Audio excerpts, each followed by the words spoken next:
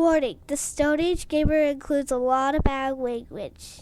Cover your mother ears.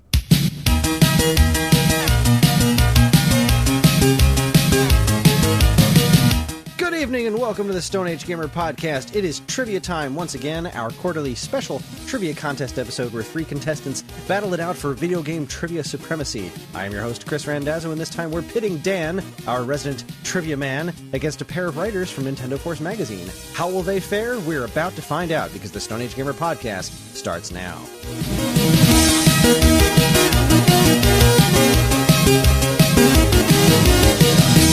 Hello everyone, this is episode 455. It is the week of March 24th, 2023, and welcome back to Trivia Time. Let's meet our contestants. First, hailing from the Jose Canseco Memorial Annex in scenic New Jersey, and sporting the advantage of a friendship with me that founded on a mutual love of custom framing, he is our resident trivia gladiator. His knowledge is second to none. His love of puzzle and dragons is legendary. Ladies and gentlemen, Dan Ryan. Good evening. Very happy to be here. I really just hope everybody has a good time. That's really what I'm looking for. Next, we have a Twitch streamer, a fashion icon, an all-around lover of doll collecting, cooking, and professional wrestling. She's no stranger to podcasting, and as a writer for Nintendo Force, she's no stranger to talking about video games either. She's a Zelda fan, an Ace Attorney fan, a style-savvy fan, but can she answer random silly trivia questions? Ladies and gentlemen, Rebecca... I forgot how to spell your last name again. Run. That's it. You said it. Why can't I get this? It's like a roadblock in my brain. That's okay. You're not used to it. It's true. And finally, we have quite possibly the first contestant we've ever had with an honest-to-goodness hyphen in their name. He's a lover of Sega, Back to the Future, and pizza. As a staff writer for Nintendo Force, he clearly knows at least some stuff about video games, but how much? We're about to find out. Ladies and gentlemen, John Charles Holmes. Hi, everybody. How's it going? Pretty good, thank you. That's great. That's great. Happy to be here. Ready to bust some trivia skulls tonight. Been doing bar trivia with my friends now suddenly again, so now I'm really just in the trivia game mindset. So I'm ready to go. Plus, nice. I know Rebecca and I have dibs on a style-savvy preview writing on this trivia, so I really gotta bring my A game today. Oh, yeah. Nice. All right, well, folks, the rules are simple. You will each face a series of trivia questions. All of the questions were written by me, so if they aren't any good, please contact Geekade Customer Support, which doesn't exist.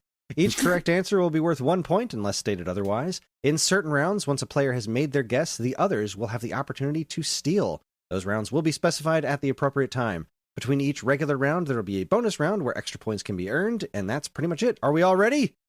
Yeah! Let's go. Not. I forgot. No, I'm gonna need a few more minutes, Chris. All right, well, take your seriously? time, Dan. No, not even a little bit.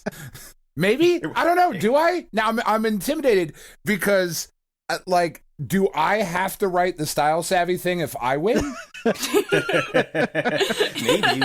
it's time you finally start loving style savvy, as every good American should. I mean, okay. I'm in. You already have the style part down. Oh my god, I'm so stylish. It's ridiculous. Yes, we were just talking about our awesome t-shirts before the show. Right. I'm wearing gray. It's great. Gray goes with everything.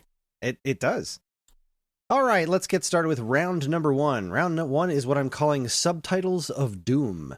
I'm going to read you the subtitle of a game, and you have to tell me what the main title is. For example, if I say 6 golden coins, you would say Super Mario Land 2.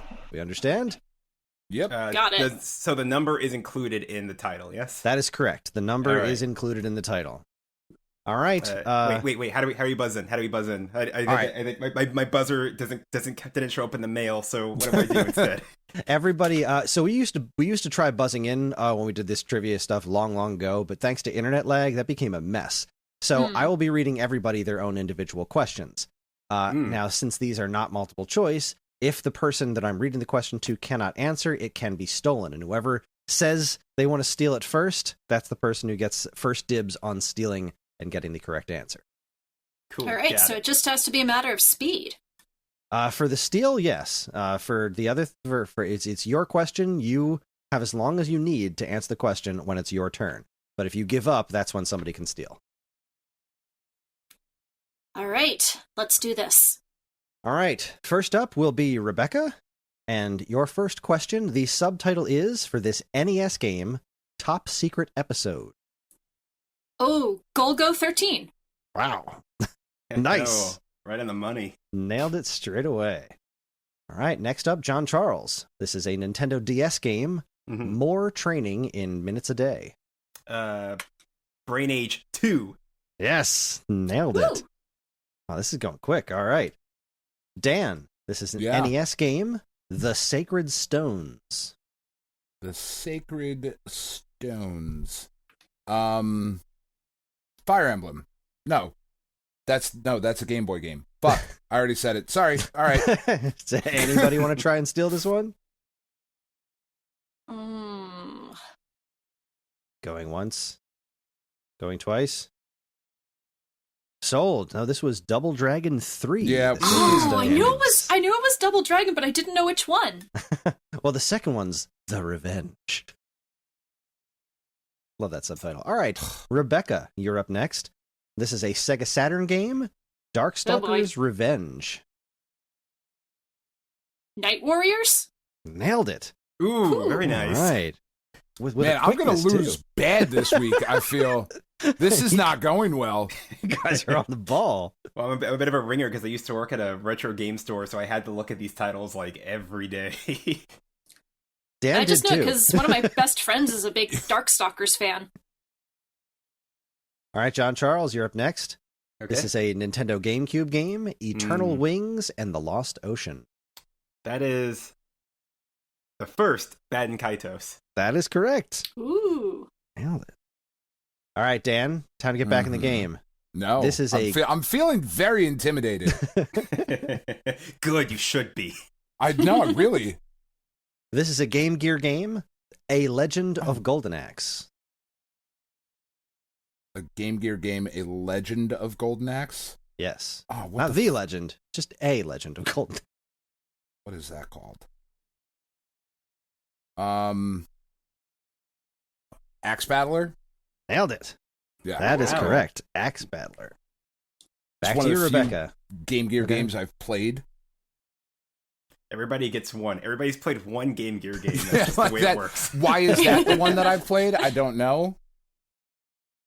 You were probably just a big fan of Golden Axe Warrior and wanted to see if you That's could take true. it on the go. No. All right, couldn't. Rebecca, back to you. This is a Game Boy game of Myths and Monsters. Kid Icarus. Whew. All right. That is correct. Love that game. John Charles. You were just talking about it in the last episode. I was. Oh, that's right. I forgot you listened to this show. That's right. Somebody listens, John Charles. Hey now. John Charles, this is a Game Boy Advance game, Guardian of the Realms. Oh, Steel. Realms. Dan's ready for the steal. Ooh. Shoot. Damn it, I'm gonna guess. It's not Phantasy Star, is it? It is not. Dan, what is this? Altered Beast. Altered Beast. Ooh, yes, that was indeed. so close. It was a It's Sega so game. good, too. It's so It is. ugly. It's so ugly. Gross looking game, but Oh, it's shockingly fun to disgusting. play. It really is. All right, Dan. This is a Nintendo Wii game, Journey of Dreams. Journey of Dreams. Is that Knights? It is Knights. Is it okay? Journey of All right. Dreams for the Wii. All right, back to Rebecca. Is that one any good? I'm sorry. We usually do a bit of it's- chat. We're flying through that's it. true. We are flying through I'm this, yeah. feeling very pressured. I mean, I'll be honest, I haven't played it, but lately I've been trying to like get the last couple of GameCube and Wii games I've been looking for, and that's one I always missed because I remember it came out and everyone was immensely disappointed by it. But I kind of want to go back and try it and see if it's kind of like with like 15 years distance, if maybe it's better than it kind of got a reception for at launch. I have no idea. I think the original one, I think the reverence for the original game was a bit overblown. I mean, I love the original Knights, but it's not a super deep game. There's not a lot to it. And Journey of Dreams was pretty ambitious. I mean, I do remember that Wii game was the thing that got people to reevaluate it, because most people who were picking up that Wii game either hadn't played Knight since it was on a demo kiosk, or just only knew about it as a legendary game. And so I think that's where a lot of disappointment came from. And then that PS2 remake came out on PS3 and Xbox, and that's when people were kind of like, okay, maybe we did overhype Knights. Wait, this is it? This is all there is? In the Wii game, do you just like fly around like with waggling? Well, You unfortunately, waggle around? no. So okay. what the flight stuff that's like the original Knights is pretty great. The problem is that it did a bunch of other stuff too, including full levels where you play as the kids running around on foot, That's which a choice. are terrible. Oh, the choice is some of the character designs and the voice acting.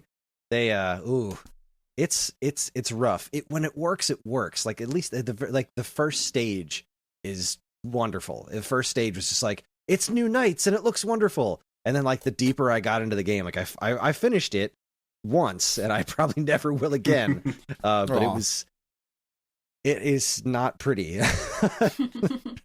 There were a lot of choices made. Okay, well, next up we'll go back to you, Rebecca. This is a PlayStation 1 game. Legacy of War. Ooh. Gonna probably have to make a complete guess here. Tactics Ogre? Incorrect. Steel. Dibs, Steel. I know this. I think I heard Dan first. Damn. Aw, man. Contra Legacy Contra War. Legacy of Aw. War. That's the one with the shitty 3D glasses. Yes. And the shitty everything else. And they're just shitty. Yeah. So I It's see the almost 3D like- didn't really take, No. really didn't catch on for the PS1, did it? Not so much. It almost like that game almost feels like the developer, like as they were making the game, they kept like sending in versions and it kept coming back from like the higher ups of like, yeah, like this is cool and all, but like shittier though. But like make this worse. This is okay so far. Like we want this to be just nigh unplayable. If you Can you could. shit this up a little Literally, for if me? you're wearing those glasses, it actually Oh my is God. unplayable. It I really thought for a is. second, Dan, you were going to say this was the type of game where they sent the original version to the higher ups. They sent it back saying it was terrible, sent it back with all sorts of different corrections to make, and then they finally got fed up and sent them the original first version and they approved it. that actually might be it. That might be. It's like they were trying to kill Contra. They were like, well, I just don't want to make these anymore. Let's put out a game that everybody hates. At least there were still like 2.5 good Contra games after that somewhere. Let's see, half? Contra 4 and I don't know, what was the Shattered Soldier on PS2 was okay. Shattered Soldier is not bad. There's one more game that is technically a Contra game. I'm you're the talking about trivia game hardcore master. You're talking hardcore Yeah. uprising? Yeah, Because like I did. Neo Contra wasn't terrible, and hardcore uprising, was there another? I felt like there was something No, else. I'm Contra thinking of 4 was hardcore. amazing. I'm thinking of hardcore uprising because like Awesome. I didn't think that game was actually canonically a Contra game, but it is, and it's Yeah. really good. It's not even the only canonical Contra game that doesn't have the word Contra in the title. Like looking at you, Super C. Super Looking Contra at you, in the arcade. Shantae. Yeah, nobody knows that's a Contra game. It's a very strange Contra game. Yeah, I suppose you could grind some spreaders up into that. Oh, for sure. 100%. They were both Contra 4's way forward, Shantae's way forward. It's all connected. It works. It's all, check it out, man. Yeah. Everything's coming up Millhouse. All right, John Charles. This is a Sega Genesis game. The subtitle is Belle's Quest. Beauty and the Beast. Yes. Was that any good? God, I can't I imagine. didn't play that one. I think that one was by Sunsoft, so that's not the same people who did Aladdin and Lion King on the Genesis. So it's definitely not that kind of game. That's for sure. Correct. It was. I mean, it is a platformer starring. Oh wait, no, Belle's Quest. There was Roar of the Beast was the platformer that was the Beast centered. Oh wow! one. I guess Belle's- there were two Beauty and the Beast games. Yeah. Yeah, there was Wow. one centered on Belle, one centered on the Beast, and I'd never I think played there the was Belle's one that was Quest one. canceled though, before it was released, or I could be wrong. That would Maybe not it was surprise like a Sega me. CD game or something. There's a lot of just canceled games from the tail end of the Genesis and Sega CD like that. Can't imagine why. All right, Dan. Dan, this is for you. This is an arcade game, The Battle of Midway. Oh fuck. 1942. Yes. All right. I Oh, wasn't sure if it was 42 or 43. That's what I was thinking about too. Yeah, same. down on the comeback trail here. All right, Rebecca, back to you. This is everyone's last question for this round. Hmm. This is a Game Boy game, Back from the Sewers. Teenage Mutant Ninja Turtles? Steel.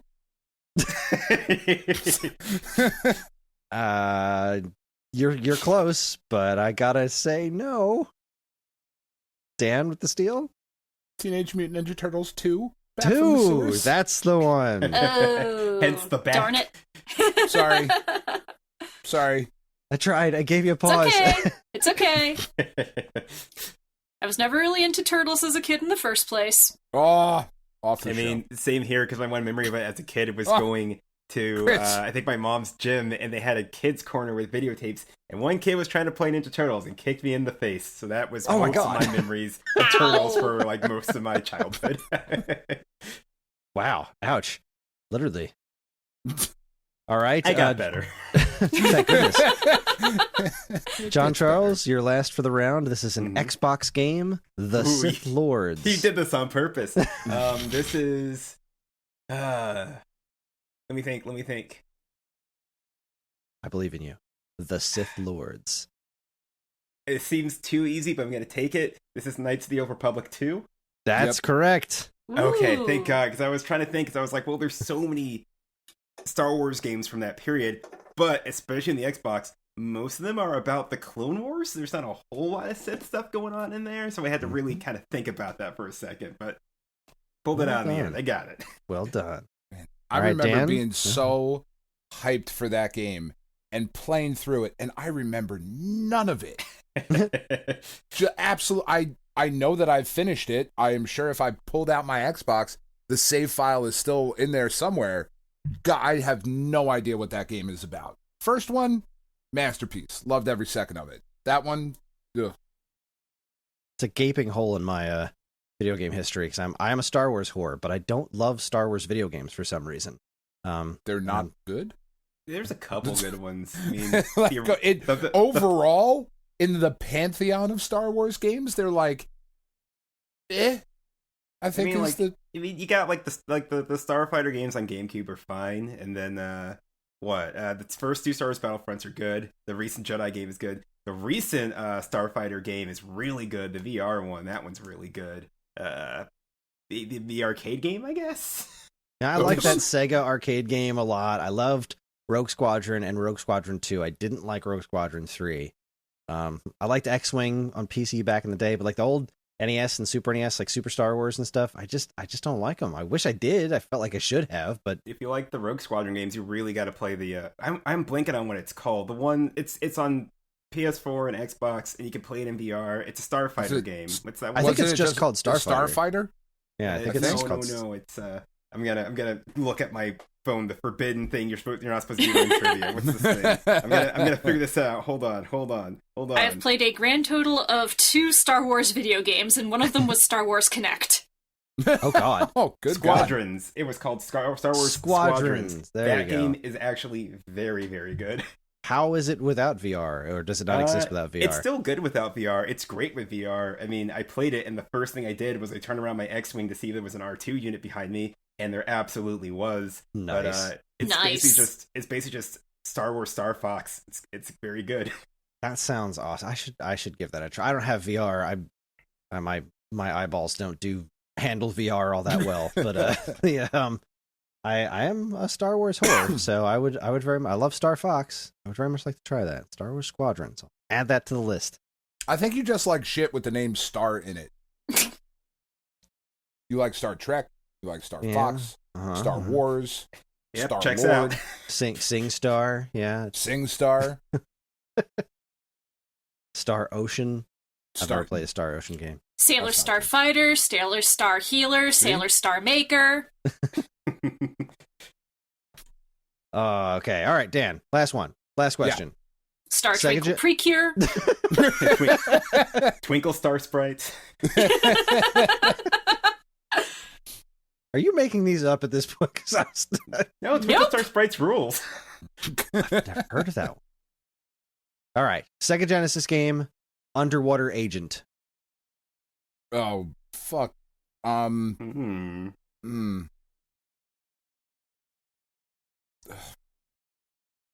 No, it's not. No, fuck you. It's not Echo the Dolphin. It's James Pond. You got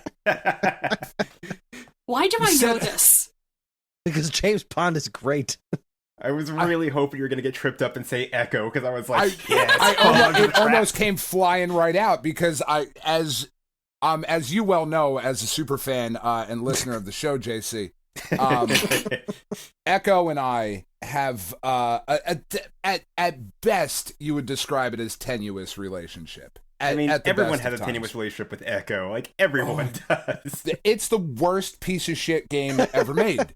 It's the worst. It's worse than any, like, name a bad game. Echo's worse. I mean, it's a baffling game.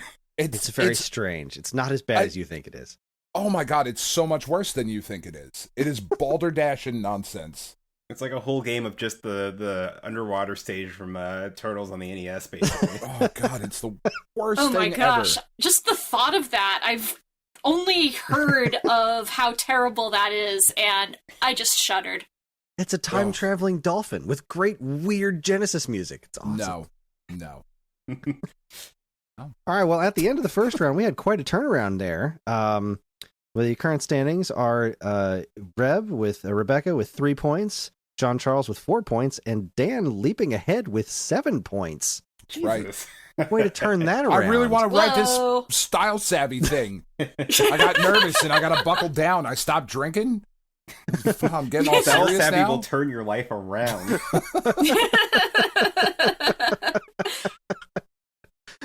Oh boy! All right, well, it's time for our first bonus round. Bonus round. There you go. It's our first bonus round. There will be no steals for this. This round I am calling "Which Came First?" Console Edition. I'm going to list 3 game consoles, and you tell me which one came out first in the United States. Okay. Rebecca, you're up because first. one of the questions they had at Trivia Night that I flubbed up was what year the PS1 came out. I said, well, I'm not going to say what it is, but I got it wrong by 1 year because I was thinking of the Japanese year and not the American one. Well, don't worry. PlayStation 1 is not on the list. Okay, good. I was like, wait, I shouldn't say the year out loud in case it is. It was, hold on, don't tell me. 95? It's 95 in America. Yep, I said 94 in Japan. Yeah. So I was thinking of all the 20th anniversary stuff that came out in 2014. Yeah. All right, Rebecca, you're up first. Okay. Which one of these systems came out first? The Game Gear, the Atari Lynx, or the Turbo Express? That's really hard. Gonna go out on a limb and say the Game Gear. That is incorrect. The Atari Lynx. Game Gear was October Seriously? 1990, Lynx was September 1989, and Turbo Express was December 1990. That was 89? Damn. Wow. Wow. Yeah, Lynx was ahead of its time. Part It of why really it was so was. dang expensive when it came out. All right, John Charles. In television, Atari 5200 or ColecoVision? ColecoVision. That would be the Intellivision. I Ooh. second guessed myself. Atari, the 5200 and ColecoVision were both 1982, and Intellivision was 79. Yeah, because that's kind of much more of an actual direct competitor to the 2600. Yeah. All right, Dan. Mm-hmm. Sega Nomad, Sega 32X, or Sega Pico? Oh, god damn it. Nomad. I have no idea. That was the Pico. Nomad was 95, 32X was 94, and the Pico was 93. Good god. I think I actually just recently saw a Pico at like a electronics store or an antique store or something, and I thought about it for a hot second, but it cost way too much to just own it for the sake of owning it. That's To the just only look reason How I much don't is have too it. much to own it for the sake of owning it? I mean, $6. I wouldn't want to pay more than, I don't know, 40, 50, I guess, just to have it on a shelf. Past that, it's like, I gotta be a hardcore Sega collector to just want to spend that kind of money on it. Yeah. Yeah, I mean, for something that they aren't making peripherals or anything else for nowadays, that's a little bit much, especially if it's over 50. Yeah, and it's just crappy edutainment titles too. It's like that's the thing too. Yes, it's fascinating. It is a fascinating piece of tech, and I would love to have one. But I'm just like you. It's like the only Sega system I don't own, and I just can't justify a price tag for it more than $50. Like, no, I'm good. I'm out. Okay. Punch him out, Maverick. Well, that did not have any effect on the scores whatsoever. But let's see if this next round does. So this We suck. This next round is called Cover Feature. There will be no steals for this round. Okay. Seeing as we have two Nintendo Force staffers with us tonight, I'm going to give you the issue of a Nintendo Power magazine, and you have to tell me which game was on the cover. This is the cover story. Yikes. It's multiple choice, so I'm going to give you some hints. I'll let you know when the magazine was issued as well. Okay, good. But like I said, there are no steals. So, Rebecca, you're up first. Got it. Issue 168 from May 2003 was the cover story Golden Sun: The Lost Age, Castlevania: Aria of Sorrow, or James Bond 007 Nightfire? Let's say Castlevania. That is incorrect. It was Golden Sun: The Lost Age. Oh man. Such a good game. Yeah. Golden Sun. I still haven't gone through the Golden Sun games, but they're coming to Switch Online, right? You'll have your chance. Yeah. So good. I'm looking forward to that. I The definitely series will once again have its chance in the sun. Oh, yes. Bad pun. Go sit in the corner. Love it. Love it. I'm tempted to give you a point for that. I wouldn't stop you. All right, John Charles, you're up. All right. This is issue 98 from July 1997. Was it A, Tetrasphere, B, Star Fox 64, or C, Extreme G? I was actually just looking up Extreme G today because I was thinking about popping in my copy of Extreme G Racing 3 in the GameCube. Summer 97, you say, huh? July 97, yep. I am going to say Extreme G. It was Star Fox 64. Damn, I second-guessed myself again, because I was like, was that a summer or a fall release? But I guess the month that it comes out doesn't really matter. Doesn't really matter, yeah. All right, Dan, you're up. Issue 21 from February 1991. Is it Star Tropics, Teenage Mutant Ninja Turtles 2, the arcade game, or Star Wars? I mean, because it's you, I'm going to say Star Tropics. Wow, that is correct. It was Star Tropics. Love me some Star Tropics. That's a great cover too. It's all had the like papercraft bird on the front of it. It's where if you threw out that letter, then you could find the 747 megahertz password inside. I've never seen that letter. I've only played rental and secondhand copies of Star Tropics. Oh, the letter's super cool. Mine doesn't work anymore. I tried to do a video on it for Stone Age Gamer, and I put it in water, and it doesn't do anything anymore. They didn't put anything on the Switch version, did they? Because I know they put a virtual letter on the Wii U. Yeah, there's nothing on the Switch. I think they posted something about it on social media, but they did. Yeah. Other than that, it's like, really, you're not going to do anything for us here? Come on.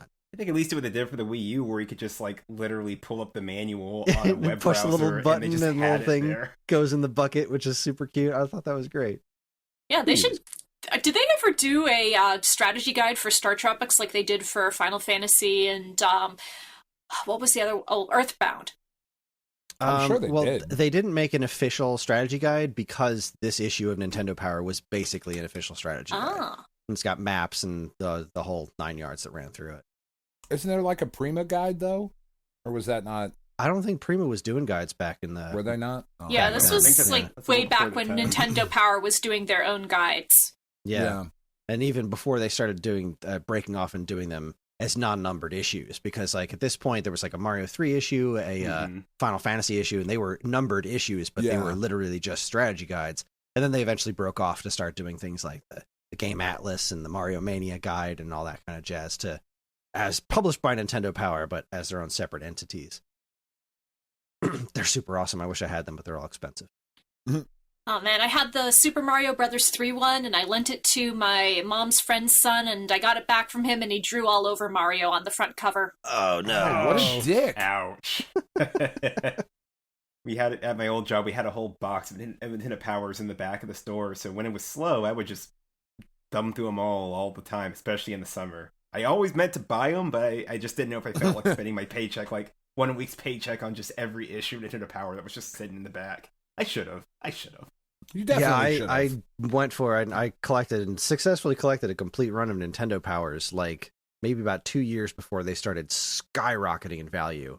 I was incredibly lucky to do it when I did. I was just being super obsessive about it. I was like, I've always wanted this when I was a kid, and I'm going to do it. So I started buying lots on eBay and getting all the special issues. The only thing I didn't do was collect all the strategy guides, because even back then, like the Donkey Kong Country 2 one and everything, they were already too expensive for me. Oh yeah, the Chrono Trigger one is gorgeous. I wish I still had that one, but the guides will really cost you. I think the only old school Nintendo Power guide that I have, as I remember in college, I found the Mario RPG one. ooh, In a bookstore somewhere. I might have that here in Chicago, or it might still be back in my childhood family home. So I need to make sure I know where that is, because I'm sure that one's probably gone up in value lately. oh, for sure. I would not be surprised to see that was worth a chunk of change. All right, back to business here. My friend Mike Oh, go ahead. found the Legend of Zelda Link to the Past strategy guide in a storage space in his house, and I asked him if I could have it, and he said yeah, so I've got it with me. Nice. Oh, that Wow, was really nice. nice. You I can like that still one use a that on the lot. Switch version, even, I'm sure. Yeah, and he also had the Earthbound strategy guide, and it had the scratch and sniff stickers in it and everything. Wow. He managed to sell it on eBay for a pretty penny. I'll bet. I only have the cartridge on that one. I have a really nice reproduction box, though, that's the same size as a regular Super Nintendo box, so it fits on my shelf all nicely. Brings me lots of joy. All right, anyway, John Charles. Yes. Issue 275, January-February 2012. Was it Kid Icarus Uprising, Paper Mario Sticker Star, or Xenoblade Chronicles? 2012? Yep. And what month is this? It's January-February. January 2012. That's the very start of the year. Shoot, had they announced Xenoblade for America at that point? Because I think that's a little too early for Sticker Star. Because Sticker Star is like that fall or that winter, so that probably would have been like a summer preview.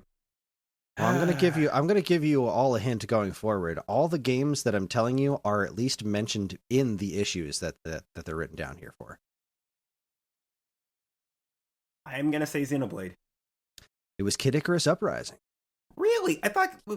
Wait, I could have sworn Kid Icarus was like 2010, 2011. That was 2012. Yeah. Wow. Huh. Well, I didn't get a 3DS till later, so I guess that kind of mixes up my release timeline for the first 3 years of the 3DS. What a wonderful game. Playing through it right It now. really is. Great Please game. port it. Terrible controls. Please let me play it on my television with a My controller. adult finger joints can't take it. Please just put it on Switch. I have to lay in bed and put a pillow on my chest and hold the 3DS on that just so that I can support it enough to play the damn game. I actually know the trick for this, right? I saw this one online. I didn't believe it till I tried it, and it does work. What you want to do is, if you kind of take your hands and you kind of cup them, make C's with them, if you extend your pinkies, you can slide the bottom of the 3DS over your pinkies. You curl them up a little bit. It doesn't feel like they'll support the 3DS, but they absolutely will with almost no effort, and it is the most comfortable way to play that game handheld. It doesn't feel like it should work, but it totally does. Fascinating. I will have to Did give that a go. Nintendo make a stand for your 3DS just to play this game? It Yes, came they with did. a stand, and it works. But, that's if you want to sit down and, like, play it on a desk or something. It works. It's weird, but it's there. It works. It It just works. doesn't work that well. Exactly. It just needs to be on Switch. Please. Begging you, universe. All right, Dan. Yeah. Issue 217 from July 2007. Is it Resident Evil The Umbrella Chronicles, Mario Party 8, or Pirates of the Caribbean at World's End? God, I mean, I feel like it's Mario Party 8 because you hate me. So that's what I'm going to go with. No, it was Resident Evil The Umbrella Bob. Chronicles. I was like, Ooh. I remember this exact issue too, because during that time was when all those Resident Evil games were coming out on like Nintendo stuff and less so on other things. And anytime they got one, They put it on the cover. Like, just Yep. every time. I couldn't believe it. Umbrella Chronicles is cool too. I never finished that one. Well, it's $3 in the Wii U shop right now before it closes. There you go. Do it, man. All right, Rebecca. Issue 7 from July-August 1989. Was it DuckTales, Mega Man 2, or Dragon Warrior? Ooh, you know what? I'm gonna say DuckTales. It was Mega Man 2. Oh. It's one of the greatest covers. It's one of the greatest pieces of art, I think, that has ever been made. Is it better or worse than the original cover art for Mega Man 1? Oh, it's legit awesome. The Mega Man 2 cover from Nintendo Power is like clay looking and stuff. It's super awesome. Like it's as bad as, in my opinion, it's as bad as the Mega Man 1 cover art because it's just so ridiculous. Like, well, this it's one awesome is, looking. This is the one with the creepy Dr. Wily in the machine. Okay, I remember this one now. Chased down by Clay Mega Man. The Clay Mega Man is just the weirdest thing. Like, at least he looks like Mega Man. Oh, that's fair. It's better. The Mega Man 3 Nintendo Power that they did was really janky as shit. That was grotesque, yeah. That one was really bad. Slightly the best disturbing. of my memory, I don't think DuckTales ever got a cover, did it? I believe it did, but it was a really strange looking cover. I think it was the issue right around it. I think it was like issue 6 or 8. Like it just looked off model, or it was, yeah, all right. So it was issue 8, and it's a strange thing because it's just got official art of Scrooge McDuck looking back at you, but most of it's just like this blue background and this wacky looking arcade cabinet looking thing. I wonder if I can throw it in. I remember that one. That was super weird. Let's see if I can throw it in a chat somewhere so you guys can see it. It's actually probably one of the ones I read while I was at work, honestly. Yeah, it's not a bad cover, but it's like it doesn't scream awesome DuckTales cover to me. It's certainly interesting because the arcade machine that he's playing on, it looks like it looks like a physical prop. Like, I wonder if that Art of Nintendo Power guy ever tracked this thing down.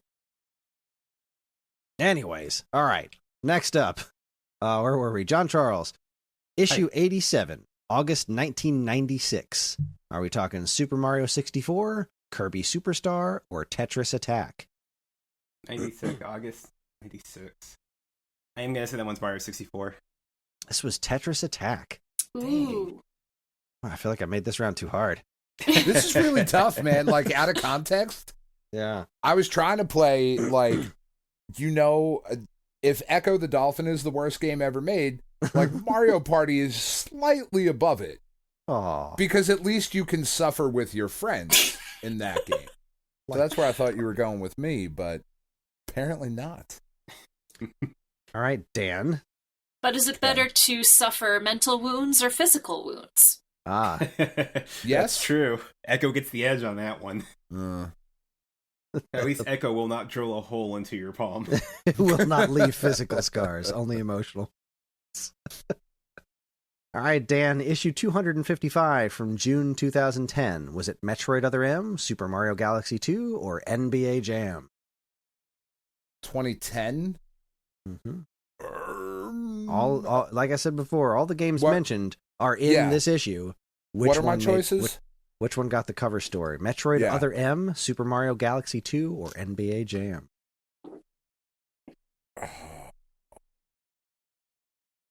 Other M. Correct.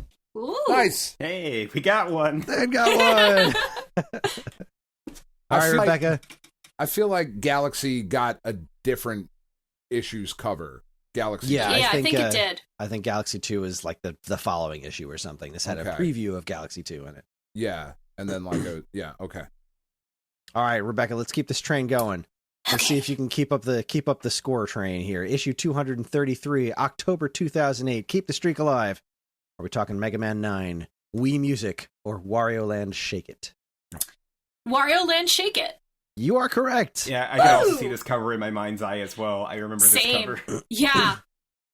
I really started hardcore reading Nintendo Power probably around a little bit before that time, and I would go down to the Rite Aid near work and buy every issue. Nice. Yeah, I feel like this was the first issue that had the subscribers edition cover, I think, where they did if you were a subscriber. I think this might be a little bit before then, because this is still when I was subscribed to it personally.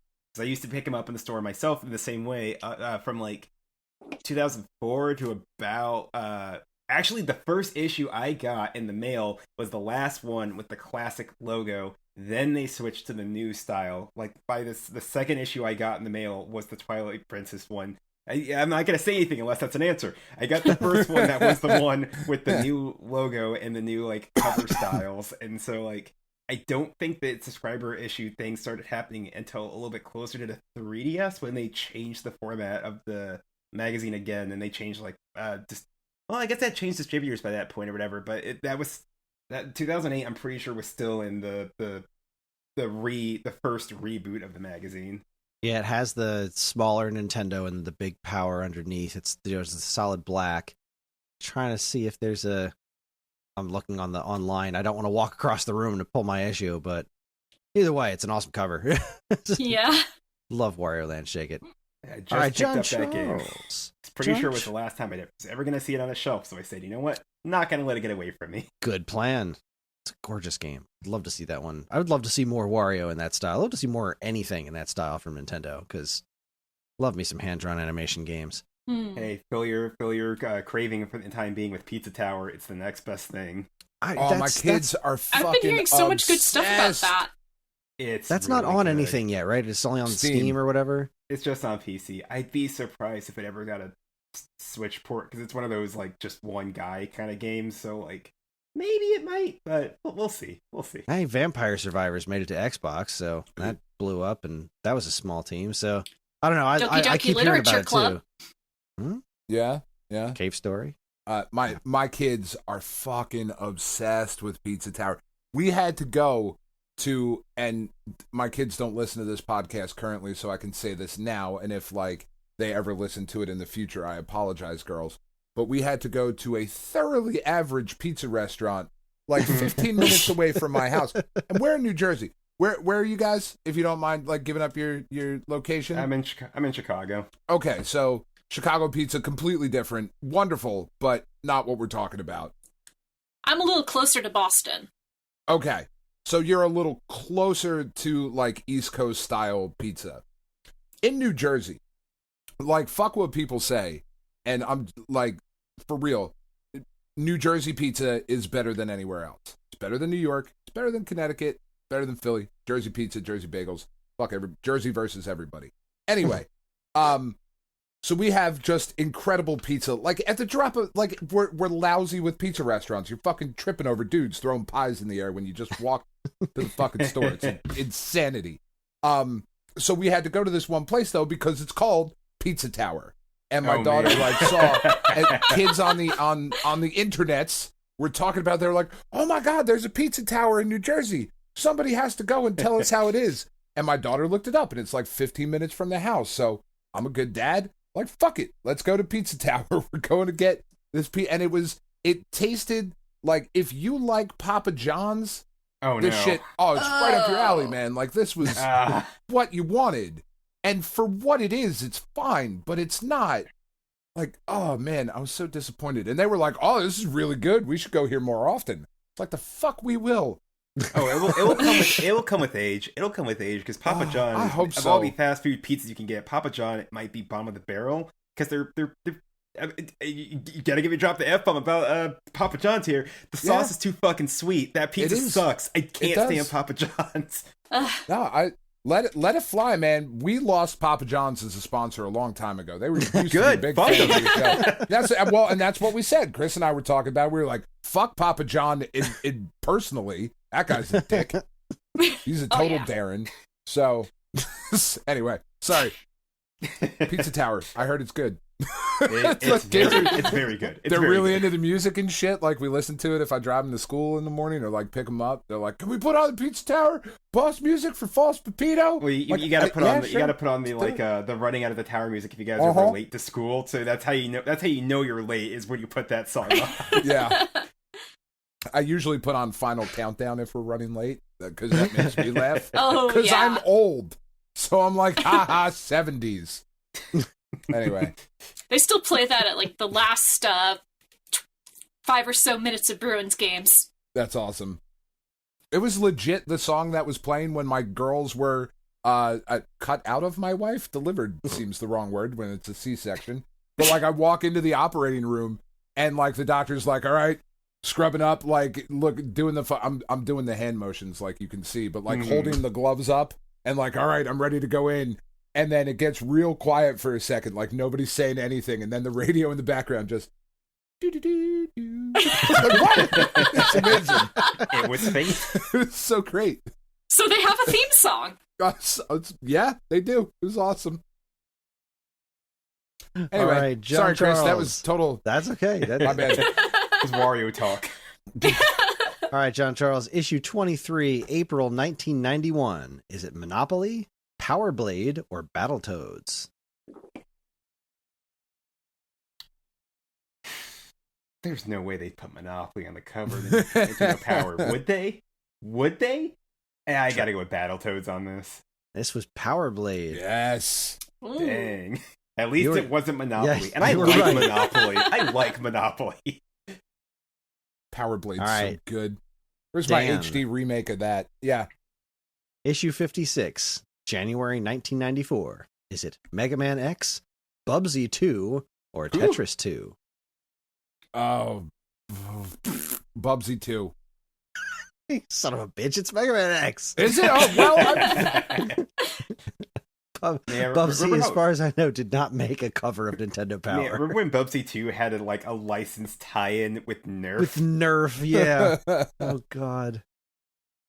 Those games got progressively worse. Every single one was worse than the one that came before it. and the first one's so bad.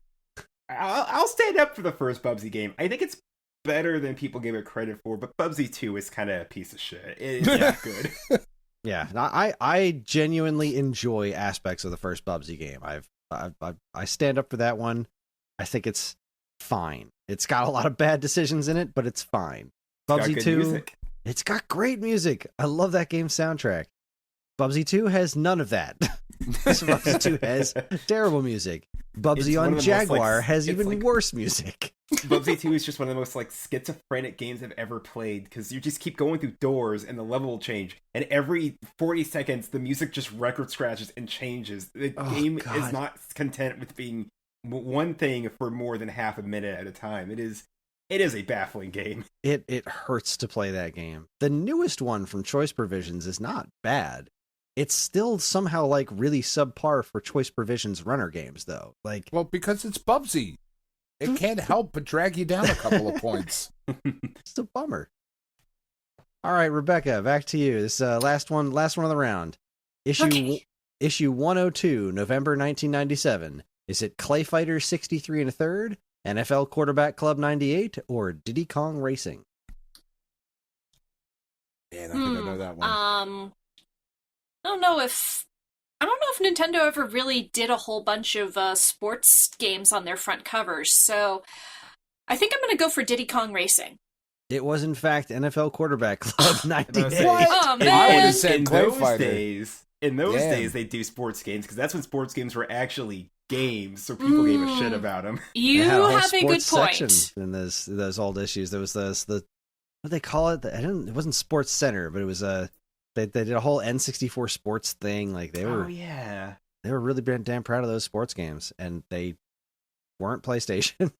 Sports games used to be great. They did. I used to like sports games. We've regressed so much as a society. All right, John Charles, here's your last one of the round. Issue All right. 190 from April 2005. Final Okay. Fantasy 1 and 2 Dawn of Souls, Donkey Kong Jungle Beat, or Killer 7? Killer 7. Nailed it. I remember that Wow. exact issue. I remember that Yeah. exact issue. It's a good one. Yeah. And to finish us off, Dan, issue 81, February 1996. Killer Instinct 2, Donkey Kong Country 2, or Breath of Fire 2? Killer Instinct 2. That is correct. Nice. Wow. Ooh. Good pull. I was hoping. I I'm fucking glad love I got that at game. least one, and I'm glad it was also Killer 7. Yeah, that game rules. Super weird. That was really hard, Chris. I am sorry. That was. I'm glad. That like wound up I being tougher than guessed I thought. well, but damn, that was hard. I'm usually Well. good at multiple choices. Well, at the end of round 2, the standings are in third place, Rebecca with 4. In second Yay. place, John Charles with 5. And in first place, Dan running away with it with 10. Yes. Oh, Goodness gotta go for gracious those me. whammies. That's right. Let's see if we can turn Wait, things no, around. you don't want whammies. Whammies are bad. Don't get Yeah. whammies. Yeah, but No, the we thing want Dan comes to go out for and does those the whammies. dance. It's fucking dope. Wait, yeah, they made a new presser look. Are whammies in the new one? Yes, and What it's the hosted hell? by Elizabeth Banks. Huh. Really? Now, are the whammies CGI? Yeah, they're yeah, Ew. like they kind of pop out. They still have like it's actually pretty dope though. Like I mean, I will watch anything that Elizabeth Banks is in because I love her and she won't have me. But and my wife is like totally cool. She's like, no, I get it. It's fine. And like, but it actually legit wasn't that bad. It was pretty good. She like really wanted the contestants to win. You could feel it. I'm gonna have to go look up what these new whammies look like because I'm very scared they're just gonna slide straight into minion territory. It- How, it how really- new is God. this show? Last year, Let's say 2021. I think 2 years, Press maybe. your 2 luck. years. 2019 Oh god, seems to be the most current Wow. one. Wow. I mean, the last 3 years basically didn't happen, so they that's didn't. fair. No. Yeah. All right, so how can I find a picture of the whammies? There's nothing on IMDb. See, you gotta start hiding some whammies in this trivia. Really trip people up. All Then right. you have to be careful of the person who memorizes the sequence of the board and then goes on a major streak. Yeah, that dude's amazing.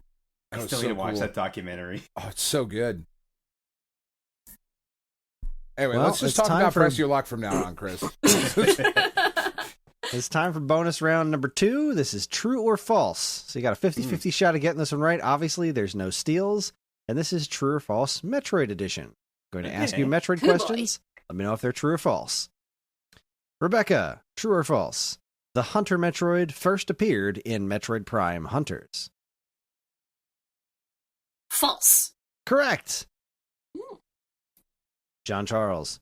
Hmm. The original NES Metroid was labeled as part of the Adventure series. True. Correct.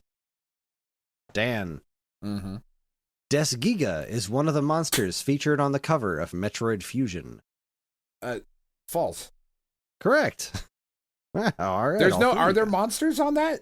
On the cover? Yeah, on the cover I of believe Fusion. there are. Yeah, They're it's standing it's behind Samus in the darkness. Correct. Oh, okay. Yeah. Wow. All right. Total guess. I thought there was no monsters. Nailed it. Whatever. Got it. Done. All right, next up is the music round. Now, seeing as this next issue of Nintendo Force that we're preparing is all about The Legend of Zelda Tears of the Kingdom, I'm going to play you a clip of music from a Zelda game. All you have to do is tell me which game it's from. Let me get my phone ready. All right, everybody ready? Yeah. Okay. All right, Rebecca, this first one's for you. If at any point, if you can't get it, if anyone wants to steal, just the first person to yell steal gets the first swing at it, okay? All right, Rebecca, this is your first song.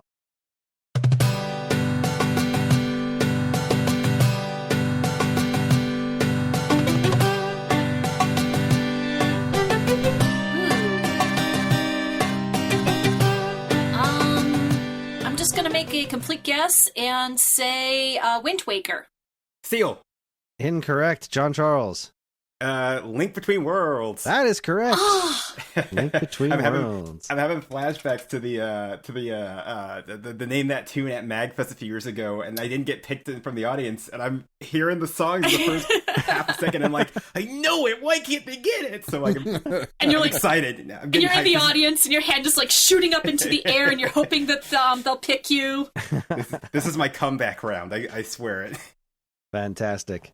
All right, John Charles, this one's for you.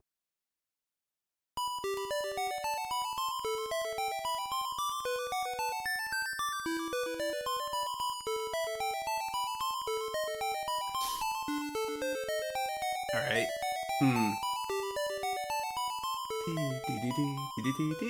I'm going to say that is Link's Awakening. Yes, you are correct. Okay. I was like, are you trying to throw good me a job. curveball with the Oracle games? But I was like, that melody is from Link's Awakening. It very much is, and yeah, I'll leave it at that. I don't want to say anything more. All right, Dan, Yeah. you're up.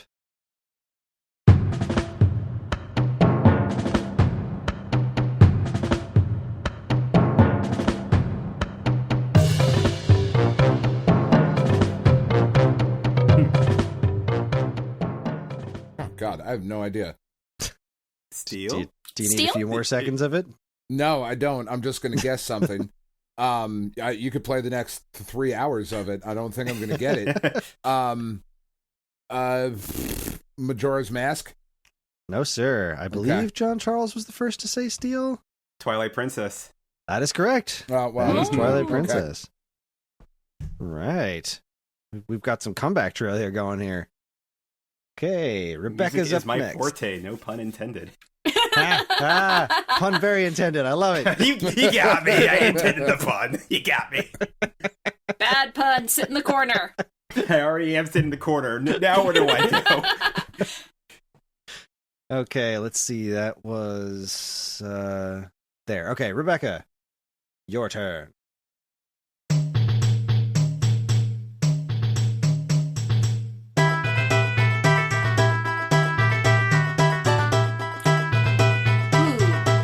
Majora's Mask? Correct. Ooh. Majora's Mask. This is Literally not just gonna- listening to that soundtrack. It's a good one. This one's not going well for me, Chris. This is. It's the game changer. Mm. That bagpipe sound is so specifically N64. That game's soundtrack is just oozes N64. Even just that drum sample, like the second you hear the boop boop doop, it's like, oh yeah, there it is. Yep. It's one of those two, without a doubt. All right, John Charles. Original Legend of Zelda on NES. Ooh. Didn't even need the whole song. I never do, baby. Okay, Dan. Are you sure? Like, can you just play me like some old Misfits songs? I feel like I'd have a leg up on that one. All right, Dan. If you don't get this one, this is definitely being stolen. I'm sure of it. Oh God, that's a lot of pressure, Chris. How the fuck do I know that one?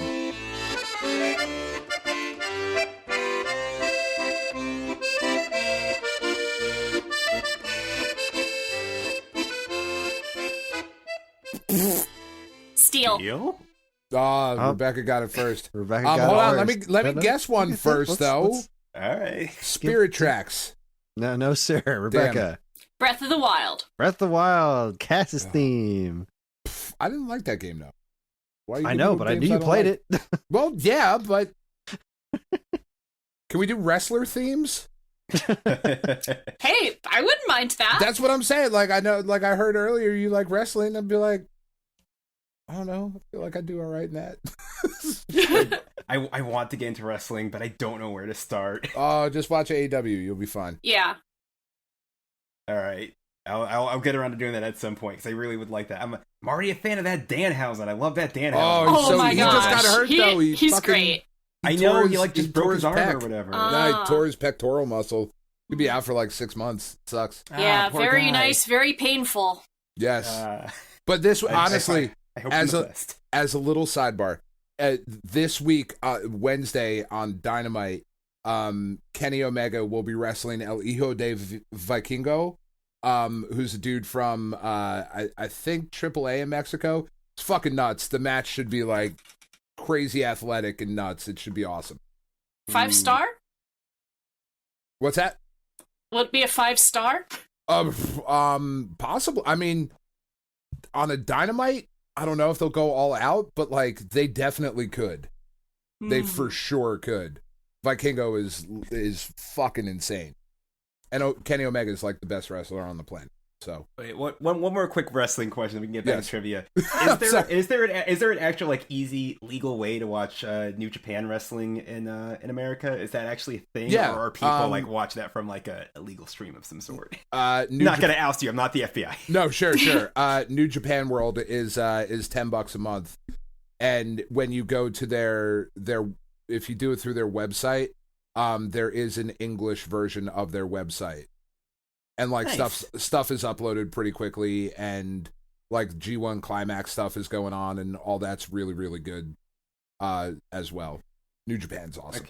Okay, because that's had my attention too, but that was another one of those I actually literally do not know where to start with that. The cool thing about New Japan is that they're not super duper storyline heavy like American professional wrestling is. It's Not like that old it's, Japan. What's that? Nothing, just making You bad said jokes old because I don't know wrestling. I thought you said All Japan, which was also a promotion back in the day. I was like, what the fuck you know about All Japan? You bring it up, man. Shit. Like New Japan is much more focused on like the sport of professional wrestling with I like that. like some minor storyline stuff thrown in. So you kind of can just jump into it, and the American announcers it's not as annoying as like every time you read a Batman comic, it's like, hey, by the way, his parents were killed. Like, it's not that like over your face with the narrative, but they do like a good enough job of catching you up to what you need to know. I'll have to look into that, especially if they have an Xbox app. They've got an app on Xbox for all the video stuff, and that makes my life so much easier. Yeah, for real. But I'm gonna look into this. New Thank you. Japan's awesome. All right, back to business. Rebecca, this one is for you. Ooh, it is either of the Oracle games on Game Boy Color. Was this song in both of them? I think so. I'm not really sure, but I think, you know what? It's Oracle of Ages. That is correct. I didn't think it was in Seasons. I'm not super familiar with those two because I didn't love them all that much, but I know this is Nehru's song, and I was pretty sure that was only in Ages. But either way, you got it right, so score for you. They are actually series blind spots for me, and I'm very excited to play them on the Switch soon. I tried 2 years ago. I was going through all the Zelda games with my son, and we dropped off like halfway through Ages because we were both kind of bored of it. But I'm going to give it another go. There's serious blind spots for me as well, so I'm going to give it a serious try once they hit. Same with Minish Cap. I've never finished Minish Cap before either. Hey, you never know. I hated Metroid Prime until the third time I tried it on Switch, and it finally clicked. I'm glad it did. Yeah, So the one good. big thing to remember about Minish Cap and the Oracle games is that they were developed by Capcom. Yes, They sure as they heck were. Just part of my problem with the Oracle games was how derivative they were of Link's Awakening, which I freaking love, and like so many the music, the visuals, it was so much was reused from Link's Awakening DX, which I didn't even love the way they colorized that game. It was so sort of colorized. Like I prefer the black and white one because at least I can then imagine that Link's skin isn't green for some reason. But those Oracle games there was some flavor about them that didn't connect with me. But I did recognize that the dungeons were pretty cool once I got used to them. So I am going to give them a serious go on Switch, especially with the rewind feature, because I remember there was a boss I was trying to hit, like throw bombs into some sort of like bucket or something, and I kept missing. And it was frustrating the heck out of me. But I'll give them another go. Zelda's my favorite series ever, and I think the Oracle games and Minish Cap are the only ones I've never finished besides Triforce Heroes, because I didn't have anyone to play it with. So, anyways, any hoosers, where were we? All right, next It's up my turn. is John Charles. This one's for you. Force Wars Adventures. Wow, that was fast. Damn. Ooh. Good job. I told you. I know my music tracks. What a great game, too. That one I It's have great. played through to conclusion with friends, and it is amazing. It's also a very underrated Zelda soundtrack in general. I really like the music in that game a lot. It's got a lot of great tunes, a lot of really cool reimaginings of stuff from Link to the Past. Like, it's fantastic game, all top to bottom. They have to put that on Switch online. The They fact that really, you- really should. Playing it 4 people in the same room with everyone having their own screen is obviously the best way to do it. It's super awesome. But it's like, just put it online. And with voice chat, it's almost the same experience. It would be so good. So many more people should play this game. It's so good. It's really skyrocketed in price lately, which is why I was really surprised when I was cleaning up my library. I had a copy of it. I literally forgot that I bought years ago for probably $10 or $12. Oh God, has that gone up in price? I mean, I guess it's a really expensive Zelda game now. It's very expensive. I guess Really? it's a Like, how much GameCube has Zelda it gone game. up? Last time I checked, I think it was somewhere between like 100, 150. It's in Damn. the triple digits now. Goodness gracious me. Oh, let's see. What does Game Eye say? Zelda. Holy cow! If you have a complete in box, it's currently tracking at 204. Oh yeah. Jesus. That's more than the collector's edition promo disc and the Master Quest disc. Yeah, That's Damn. bananas. it's the perfect storm of it being a really good, really unique game that no one bought that you can only play on the GameCube. Yeah, It's the perfect storm for being really pricey. I mean, it's seriously one of the coolest games. It's so darn good. If anyone out there has the opportunity to play it the way it was meant to be played, I can't recommend it enough. Okay, where the heck was I? Let's see. That was there. So Dan, you're up next. The Adventures of Link. Come I'm not going to get it, so I'm just guessing that now. Come on, but listen, give it a try. No.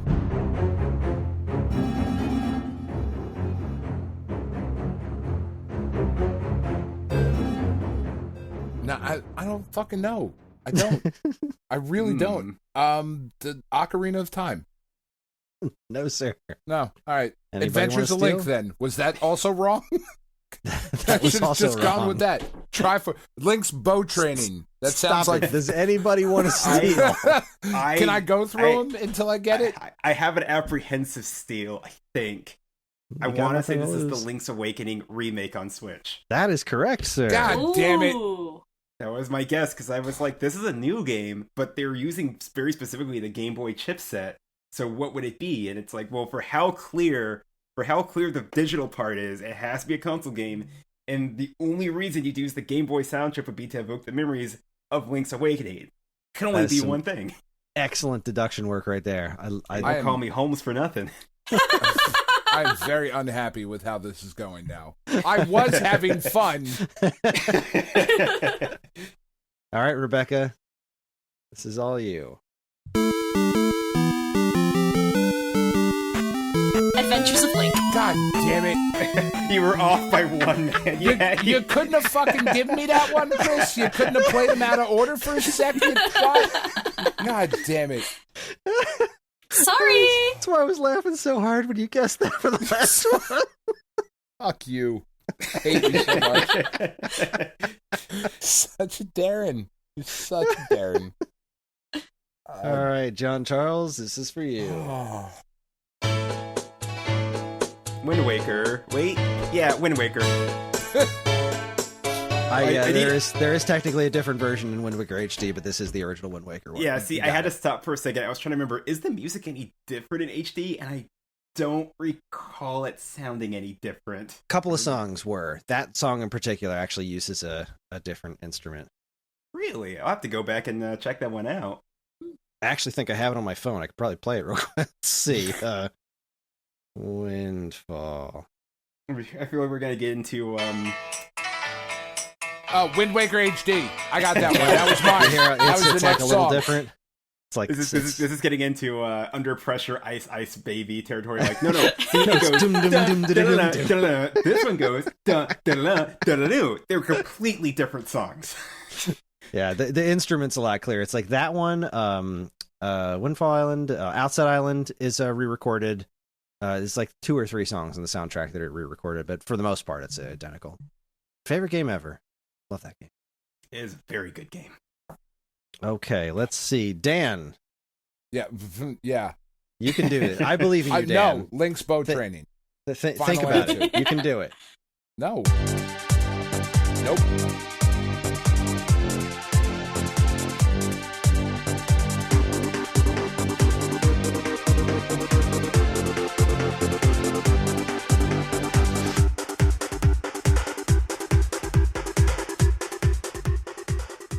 believe in you, Dan. Think about this one.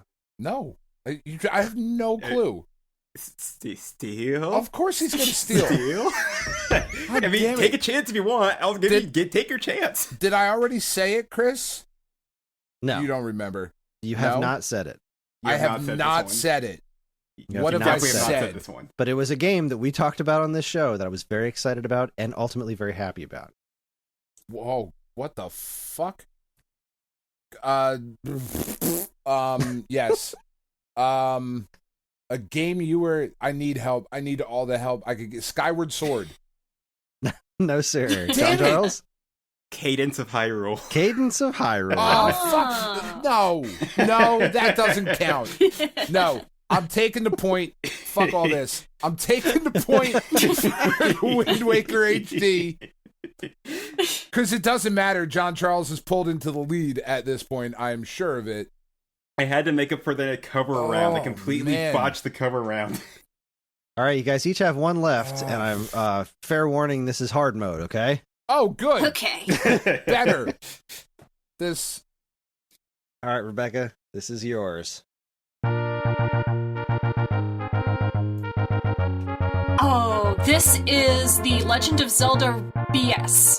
That's correct.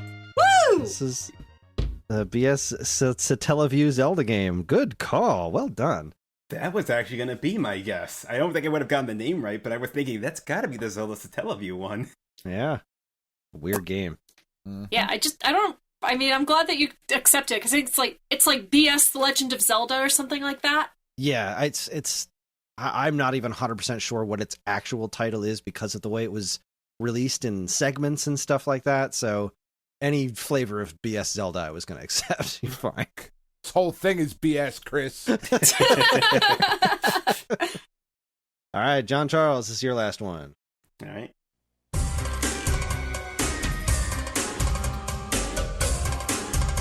Okay, so which one is this? This has got to be Faces of Evil. Correct. Link All right. Faces of Evil. Good one. I was like, that's God, one of the damn it. CDI ones, but I was like, I don't know how much of a curveball it's gonna be, but Faces of Evil was definitely my main guess, so I'm glad that panned out. Well done. I don't even want you to say it. I don't want to hear it. Not interested. That just makes me want to hear it more. Come on, Dan. You can do this, okay? You can do this. And, You said that about the last one, and then you pulled some bullshit like Cadence of Hyrule. You're like Legend of Zelda games. It's not called fuck. Is it though? Legend of Zelda is in the title. Cadence of No. Hyrule, Crypt of the Necro. Was it? It's right over. Nah, man, that was a dick move. It was a dick move. I'm surprised that wasn't Legend the of- hard mode round. Legend of Zelda wasn't listed in the Faces of Evil. You got that one. All right, Dan. Here's why I believe in you. This game that's you're gonna get here has been mentioned in this round. Okay, it's been mentioned. I've Okay? mentioned a whole bunch of them. I know you have. I think I know what this one's gonna be.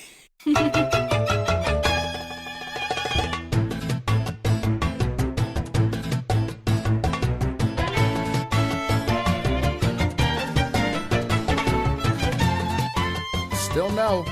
All right. Nope. I'm gonna give you context clues here. Some context clues here, Still Dan. nothing. I believe that you can do this. This is on the same system as one of your favorite Zelda games. And if you listen to the way the song sounds, you might be able to piece that together. That's the best hint I'm going to be able to give you. This on the same system as one of my favorite Zelda games. Did I? The hell have I already said? Have I already said it? I honestly don't remember. Somebody damn it. said it. I don't care. Phantom Hourglass Spirit Tracks. It's both of them. It's one of those. It is two. not the Phantom Spirit Tracks. Are you sure? I'm It's not sure. crunchy enough to be a DS song. That's true. Anybody want to steal? I might, but this is a guess.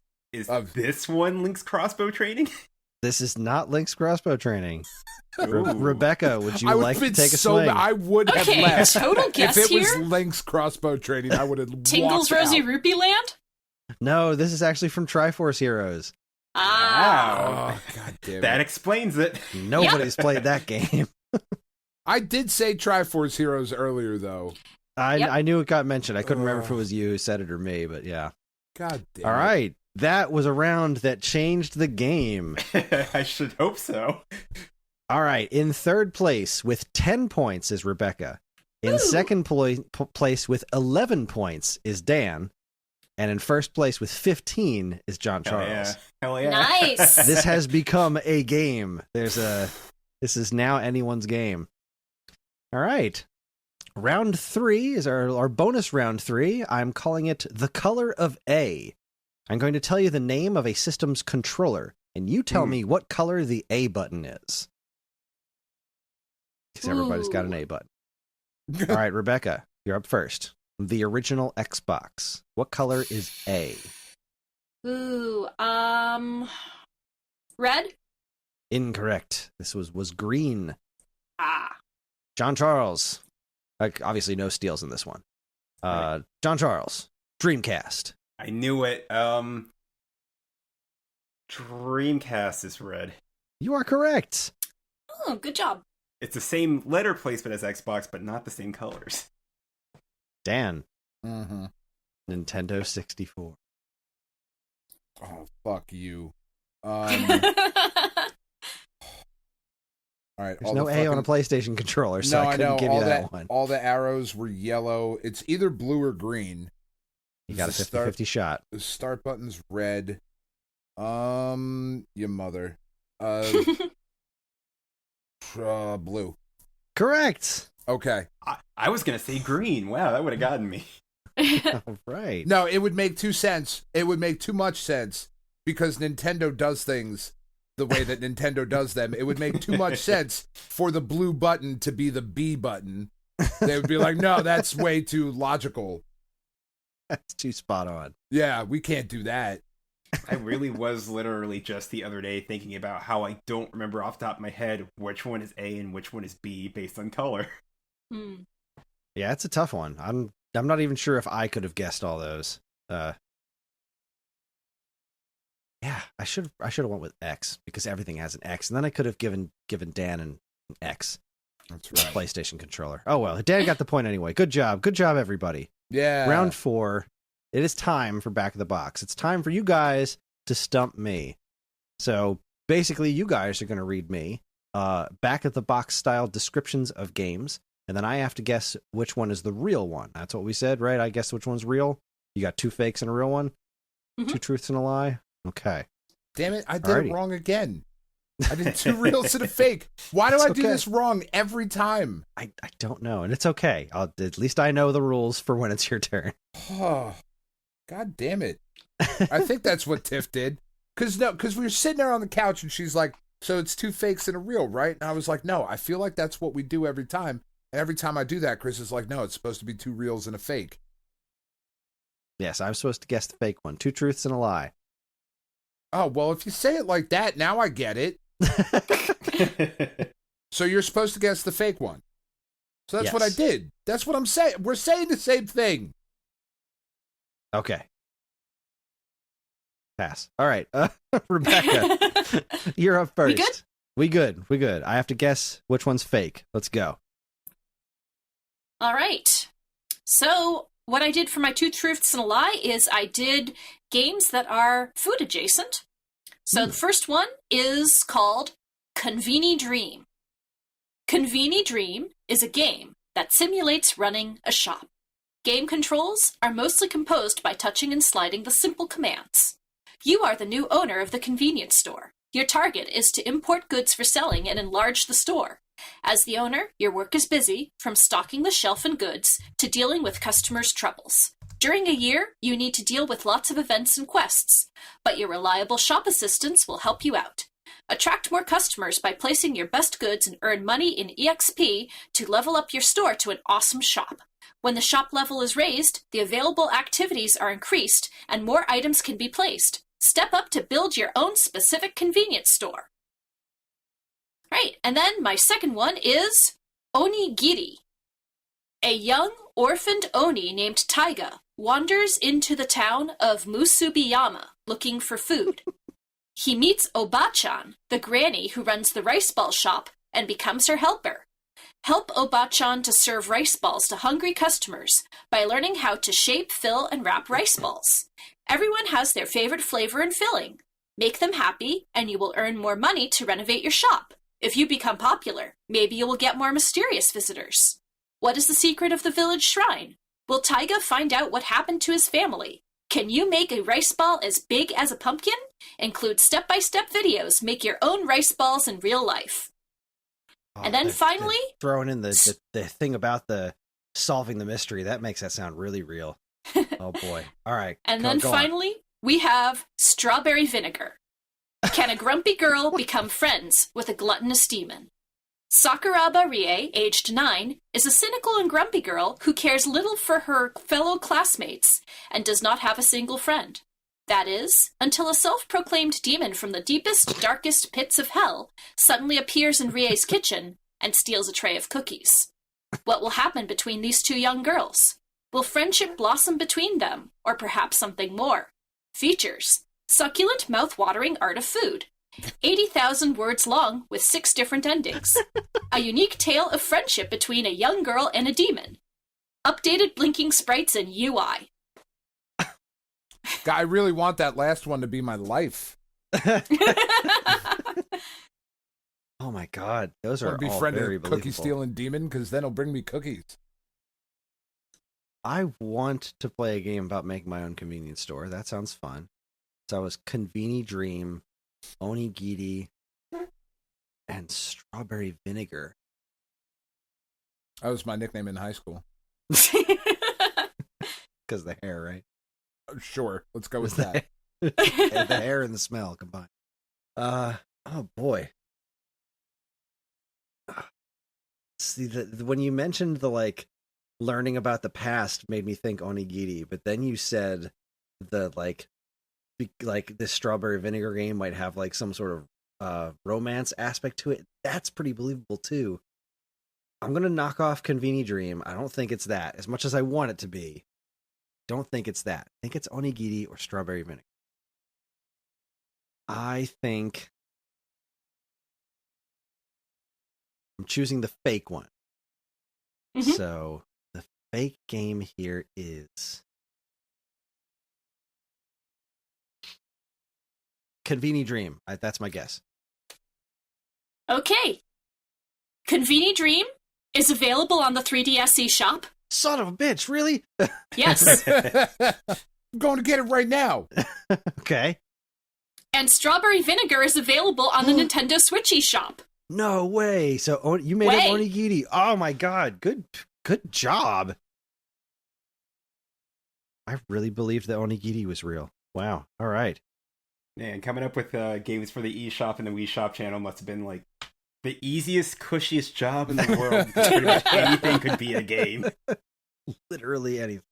Wow, good work. All right, that's a point for Rebecca. Well done. Woot! All right, John Charles, you are up. All right. I think I might have done this one backwards, where I did 2 fakes and a real one. Is that cool? Are you fine? That's fine. With So that? I just have to guess the real one, right? Correct. Okay, cool. All right.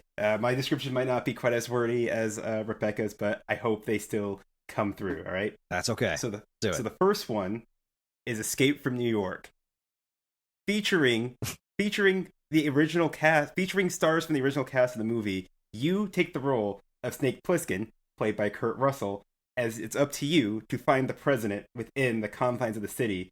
If you escape the circle of influence, the explosive inside of you will explode. So it becomes a trial of having to manage both crowds and puzzles while also watching your distance and your footing.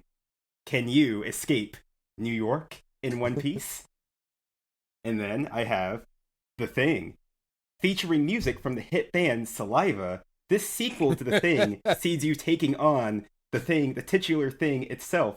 However, at any point, any one of your characters may become the Thing. It becomes a test of seeing who you can trust and who you absolutely just can't. Because after all, that's the Thing. And then the last one is The Transporter. Starring hit Hollywood star Jason Statham, this original story in the Transporter universe finds you having to deliver the mayor's daughter out of the city while being chased by all sorts of crooks, bandits, and even the FBI themselves. When you can't trust anyone behind the wheel, you have to trust your own skills. And after all, will you be the one to transport the mayor's daughter out of the city? Only you can find out. I absolutely love all three of these descriptions. All right, so I'm guessing the real one, right? Yes, Or am I guessing the fake one? the real one. Okay, that makes it a lot easier. The real one's The Thing. That is correct. I remember working in Game Crazy when that game came out and everybody was super stoked. I just saw that movie for the first time pretty recently on our movie podcast, actually. What'd you think of it? I thought it was really cool. Not having grown up with it with any sort of nostalgic connection, I'm not a horror fan, so it's not something I plan on going back to. But as a movie, I thought it was really good. I was quite fascinated by it. Yeah, that was just a really weird era for games because they kept making games out of movies from the 80s. Like, no, The Warriors is getting a game. Yeah, okay, they made, but Rockstar made a Warriors game. There's like 3 or 4 Evil Dead games. There was a Thing. They just were making them left and right. It was weird. they made one game. off of the Great Escape. I was at the store the other day and they had a game version of the Great Escape, and I was like, they really made a game of the Great Escape. I remember that. Because it was where Game Crazy was attached to a Hollywood Video, so it was like when those movies were all dropping, and they're like, synergy, baby. Yeah, let's put some synergy out there. Yeah, nicely done, nicely done. Okay, Dan, what did Tiff write for you? All what right. did your wife write for you? All right, so I have two real ones and a fake. All right, so I have to choose the fake one. Got Two it. truths and a lie. I did it right this time, Chris. Give me credit. Nailed it. All right, Mr. Hop's Playhouse 2. Mr. Hop's Playhouse 2, which plays as a prequel to the first game, is a side-scrolling platformer starring Mr. Hop, Mr. Stripes, and Miss Bo, who chase you around an orphanage. This game takes place in the 1950s and features no discernible way to defend yourself. You have to time your movements and avoid catching the attention of Mr. Hop and his friends. As the name will tell you, Mr. Hop is a giant bunny. Unfortunately, he is one that is out for your blood. Okay. St. Patrick, Apostle of Ireland. As a young seminary student in Britain, Patrick is thrilled to be tasked by the Monsignors to bring Catholicism to the savage Irish hooligans. He sets out at once, only to be immediately captured by Irish pirates. To save his own life and fulfill his holy mission, Patrick must travel Ireland, performing miracles and showing those hooligans the true trademark path. Miracles like finding 4-leaf clovers, driving snakes from villages, and dealing with that pesky leprechaun are sure to convince the Irish that Patrick is indeed the saint they've been looking for. Okay. Race to the Red Sea. Run! You are a Jew who is trying to escape Egypt and make it to the Red Sea. You can use the plagues to slow down the Egyptians, but you have to collect certain power-ups to survive them. Some of the many plagues available are wild animals, boils, and blood. As in life, you can either avoid the Pharaoh by jumping over him or hit him with plagues. While this is going on, you also have to collect letters to spell the 10 plagues in Hebrew. Oikavalt! How will you get through all this in time to blow the shofar? You'll do it and you'll like it because you're a Jew. A damn fine Jew. I really want to play the Castlevania version of that game. Like that just sounds like Jewish Symphony of the Night, and I really want to play right? that. See, I thought when you said it was Race to the Red Sea, it was going to be a kart racing game. Nope. Oh my god! Which one of those is fake, Chris? Only one is fake. That means Only two of one these is exist. fake. Two of those are actual real things you can go buy right now. Oh God have mercy on our souls. Oh, jeez. Oh boy. Honestly, just looking at these titles, I'm supposed to be guessing the fake one. Yeah. The title that strikes me as fake is Race to the Red Sea, but I don't know, but I believe the description.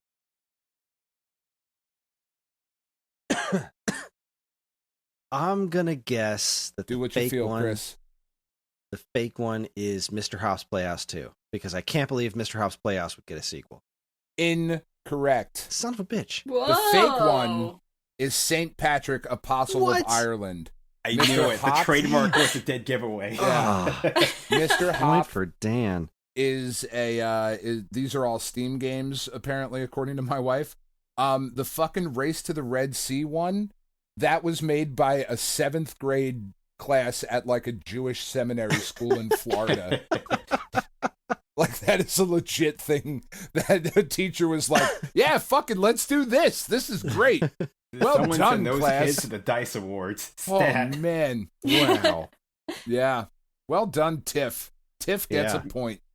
See, the wild thing is the Mr. Hops one, that sounds like somewhere between Silent Hill 3 and Rule of Rose.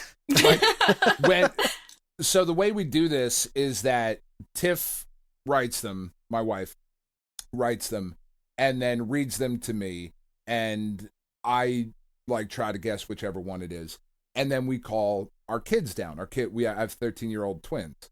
So we call the girls down, and when she starts reading the description for Mr. Hop's Playground 2 or whatever, Hero like got super excited. She was like, I fucking know that game. It looks so... I mean, she didn't say fuck. She probably did in her head. They do when their mom's not around, because I'm the cool dad. She was like so excited. She was like, that game's so crazy and weird and creepy. So, yeah, apparently. Well, you stumped me. Good job. Yeah. Good job, Tiff. Okay, we still have a very close game here. So let's see the current standings. In third place, Rebecca with 11, Dan with Woohoo! 13, and John Charles with 16. This is a close game. But you guessed his, so he doesn't get a point. Yeah, unless I got a point for the bonus thing. I think I'm at 15. You got a point for the bonus one, right? Oh, okay. Okay. Yeah, you guessed the Dreamcast Red. Yes, I did. Oh, okay. I'm sorry. Well, I you need should all the be. help I can get after that Zelda bullshit. My review is going away, Chris. You should review it stuff. anyway, just for fun. I'm not Okay, like that. bonus round number 4. I don't know how this one's going to go, but thankfully it's only one question for each of you. No steals. Bonus round 4, I'm calling Ute Saito's Greatest Hits. Oh, all right. I'm here for this. Oh, wow. Okay. That is a name I haven't heard in a while. So basically, I'm gonna describe the game made by Ute Saito, and you tell me the name. Rebecca, a game where you talk to weird fish with human heads. Seaman. Seaman, that is correct. Leonard Nimoy vehicle for the Dreamcast. Well done, John Charles.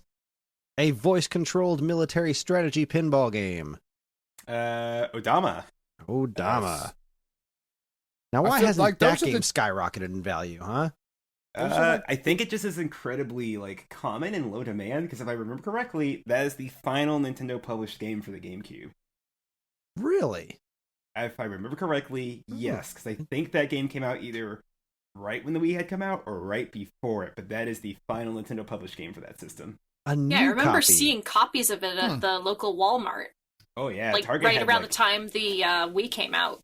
I remember my Targets had stacks of them on clearance, nobody was buying them, and I kind of wish I had because it was one of those GameCube games that came in the big ass box. So Yeah. I imagine having the whole box is actually maybe worth something, but It's the not. game A itself new is copy. not really worth much. New copies are currently going for $54.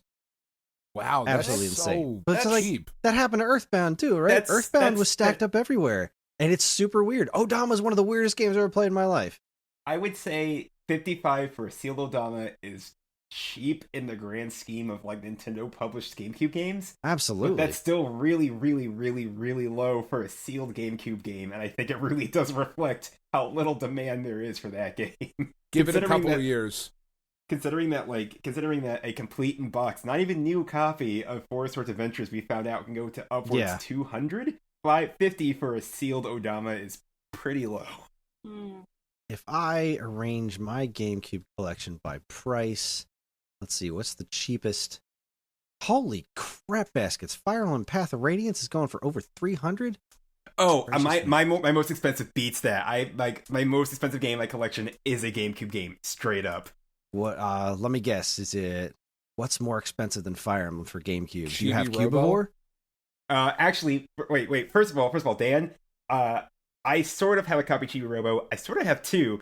Funny story about that. It's not mine. It is my fiance's copy. She loves Chibi Robo. The part where the story gets heartbreaking is that she had a copy of that game that I think she loaned to a friend or an ex, and she never got it back. She loved that game. And so her mom got her a copy for Christmas like 3 or 4 years ago. She got her a sealed copy for like $20 somehow. Wow. And like they opened it to make sure it was fine. And I was like, I'm gonna be honest, I get it. You're gonna play that game. You're gonna love it. You're never gonna sell it. That's fair. If I was there and I saw your mom had somehow managed to buy a sealed copy of Chibi Robo for $20, I'd be like, do not open this. Put this in a box. This will pay for a wedding or a house or something. Please just don't open this. Yes. But she did nuts. actually eventually find the copy of Chibi Robo that she thought she lost. So now I live in a home with 2 copies of Chibi Robo, both opened. Glorious. Chibi Robo is, in fact, my second most expensive GameCube game. It's right behind Fire Emblem. It's a that is not my most expensive GameCube game, though. Let's say, Chris, what's your guess? My guess was Cubivore. I wish. I did see a copy of that right before quarantine. It was too expensive for me to justify buying it then. If I saw that price for it today, it would be like well, actually, maybe that is worth it price. But I thought about it. I just didn't feel like shelling out it was like $250 when I saw it, but it's not Cubivore. Rebecca, do you got a guess? The only thing I can think of is probably the other Fire Emblem game for GameCube. Were there 2 or 1? I think there it was was just one. You're thinking of sequel was you're on thinking Wii. of Radiant Dawn on Yeah. Wii, which was a sequel to Path of Radiance. But yeah, I got nothing. All right, so the most expensive game in my library, last time I checked, still going for over $500, maybe close to $600 now, is a copy of Go Go Hyper Grind. I paid $7 for it at MagFest. It still has the $7 sticker on it. Wow. That's a game that I'd passed up buying tons of times at Game Crazy. Be like, I'll get it someday. It's not all that important. Yeah, Boy, I should have bought that. I only ever saw it once, and it was at MagFest, and this was before John Kay was a creep. So there was like an appeal to having like a game with some art designs by him, and I was at MagFest, and they would always like the booths at MagFest that sell retro stuff. They kind of overcharge, in my opinion. I think they charge too much, but often they'd have like a box of assorted stuff. So I know I bought a loose copy of Contra 4 for a couple bucks for one of those once or whatever. So it's just a box of assorted stuff that nobody actually wants, so it's less than $10. And there was just a copy of Go Go Hyper Grind in there for $7. And I said, this is the only time in my life I've ever seen this game. I think I've only seen it once, maybe twice since. And I was like, you know what? $7? How can I say no? I'll just finally add it to my collection. That was a good choice. That was maybe the best choice I made. Yeah. Personally, we had, I think, the rarest game in my collection right now, it's probably either a tie between Professor Layton versus Phoenix Wright and my loose copy of Style Savvy Fashion Forward. Fashion Forward, that's the second one on 3DS, right? Yeah. I didn't buy that, and I wish I had. I don't know why I didn't buy that physically, but I really should have. I reserved it, and my GameStop didn't get it in. Oh, that happened with that was with Rhythm Heaven Fever. Yeah, I had to buy it digitally because I was assigned to review it. Right, Rhythm Heaven Fever is worth money now too, which blows my mind because there was a brief period of time where I worked for Nintendo, and my job was being positioned in a Toys R Us store to like sell people on the Wii U, and they were clearancing out copies of Rhythm Heaven Fever, and I had to try tooth and nail to get people to leave with that game. I was like, I am not leaving this game on the shelf. It's too damn good. And I eventually sold through them, but they were like $5. Like, you have to buy this game for $5. You just have to. It's so good. There was about like a 2-3 year period where you could go into any Target or Best Buy or Toys R Us, and they literally had a stack of those games for $5 each. And now it's like, what, like $120, $150 for a copy? Like, it's up there. According to GameEye, the most expensive game I have is my sealed Super Mario Brothers, but I don't know that I believe that. Yeah. $3,000 listed. Like, I don't think so. But the second down is I have a complete in box Aero Fighters for Super Nintendo, which is going for $3,050. Whoa. And Hagane for Super Nintendo complete for $2,100. Oof. But those flip flop back and forth. Those prices go all over the place on those. Just bonkers. Cannot no, they're not worth that much. I'm sorry. They're just not. Hagani's a super cool game, but like $2,000 for any video game, I don't know that I would pay that. But Actually, I have one more game that's come close in recent years. It's been slowly coming up, but I do have a complete in-box copy of Sparkster for the Genesis. That I bought. Nice. I also bought that from a Goodwill for $3, and even at the time I bought that, and I was Whoa. like, "Holy shit! This game's like $100, and I just paid $3 for a complete in-box copy of it." So Nice. that one's slowly going up. I'd rather sell Go Hypergrind before I would sell Sparkster if I needed to, but it's good to know I'm sitting on those nest eggs. Yeah. Sparkster's, according to GameWise, is currently at $3.99. I have that one too. And the Super Nintendo one, which I also got from the same collection, that there was a collection I bought that had the Hagane and the Aero Fighters and Sparkster and just a lot of insane stuff. The Super Nintendo Sparkster's going for $4.69. And that Nintendo tax, that's a cool game. It really is. It's a shame they did him dirty with the remake, or the reboot or whatever. He That was really not deserves great. a second chance, a third chance. I mean, Really, just give me a modern platform that will play any Rocket Knight games. I'll take any of them at this point. yeah, like- put it on the Genesis app on Switch. Seriously, please, Konami, do it. I'm begging you. All right, where the heck were we? So that was a heck of a. You're Dan. trying to. I'm trying to think of the last fucking game that's. I can only think of like 2 other games of his. Well, Dan, I yours is a suppose C-Man baggage claim too. simulator puzzle game. Aeroporter. Nailed it. It was that or the Tower. Like those were the only other 2 I Mm. could think of. And I remember playing Sim Tower way back in the day. I never tried that one actually. Aeroporter's dope. Airport It's Ritual. really I got nice stuck game. in that game and could never finish it. Everyone should buy it before the eShop goes down in a week or 2. Breaking my heart. Is that our topic next week, by the way? Games you should buy before the store closes? So that it comes out a it's week the- after the store is closed? It's the like those 10, games 20, you 30, should 40. have bought. Believe me, we've been beating that drum hard as we can. All right, guys, it's time for the final round. The last round is one that was ripped off directly from Jeopardy. It's called In Other Words. I'm going to give you the title of a video game, but it's going to be made up entirely of synonyms. For example, a small man and his squishy thing would be a boy and his blob. But Right. Everybody understand? yep. Okay, cool. Are steals active? I gotta Yes, get back steals- in this. All right. Steals are active for this round. All right. Rebecca, All right, let's do this. round pastry location. Steal. Round pastry location. This game is available on Switch. I don't know what other platforms. Probably others. Phew. I got nothing. All right, Dan, what's your steal? Donut County. Donut County. Ah, I had the donut, but I was like, "What's a place?" I should have. I don't think of it as a Switch game. That's what got me.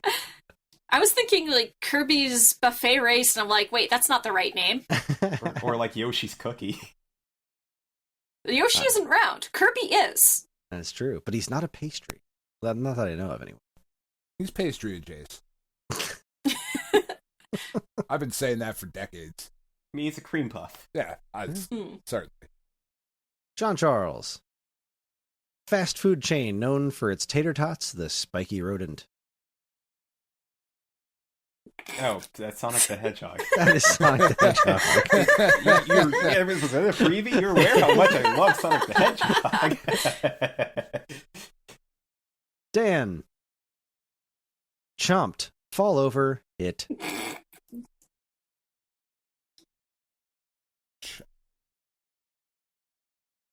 Chomp, fall over, hit. 3 words. Chomped. Fall over. It.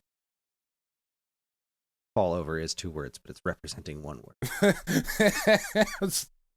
Oh my god. Chomped, fall over, hit.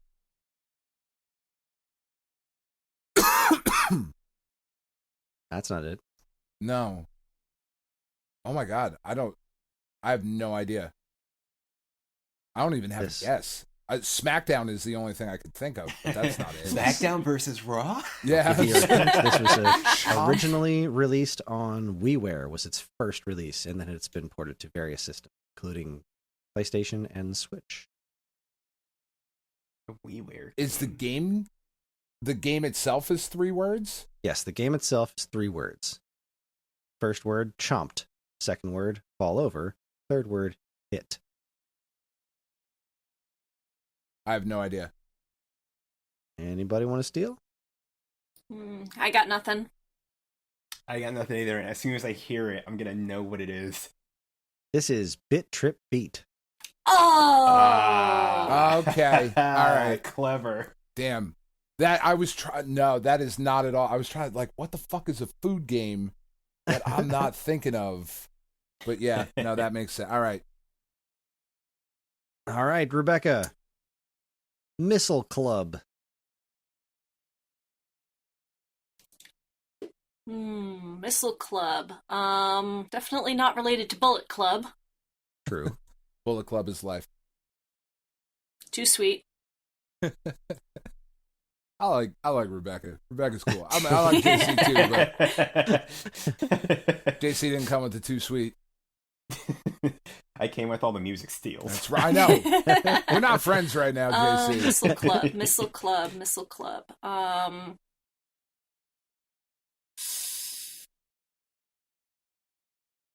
Missile Club's a cool name for a game already. That is a cool name. Like, oh man, I got nothing. Any takers? man, I want to steal, like, I just don't want to give it away if I'm, like, talking my way through it. The club part, I think, is what's throwing me off. Club, like, do you mean club like a kind of club, or like I'm gonna fucking bit trip beat you with a club? Neither. Neither? What, club sandwich? I like my sandwiches cut and trying. Fuck yeah. I might This club is foreign. guess. I don't. This sounds like a game name, but I don't think it's a thing. But I'm gonna take a swing here. Is it like Rocket Golf or something? It is not Rocket Golf. See, that's the thing. I was thinking it's Rocket something. Oh, I got it. It's not Rocket Knight. I got it. Can you steal Rocket it back? League. Ah. Oh yeah. Rebecca got it. It is Rocket League. I don't know Damn. if you can steal back. We've never done a steal back, but I'm gonna give it to her. It's fine. Why not? Yeah, I have no. I feel like opposition to she earned that point. Yes, Missile Club, Rocket League. The club was like a soccer ref. No, that Watch a makes lot of perfect sense. Mhm. Just John Charles. this. Goodbye, untamed central organs. oh, fucking steal. Oh, I haven't even said it yet. Give me a second here. Sorry, I'm just really excited because I know Goodbye, this one. Central Organs. Goodbye. I know this one too. Jeez.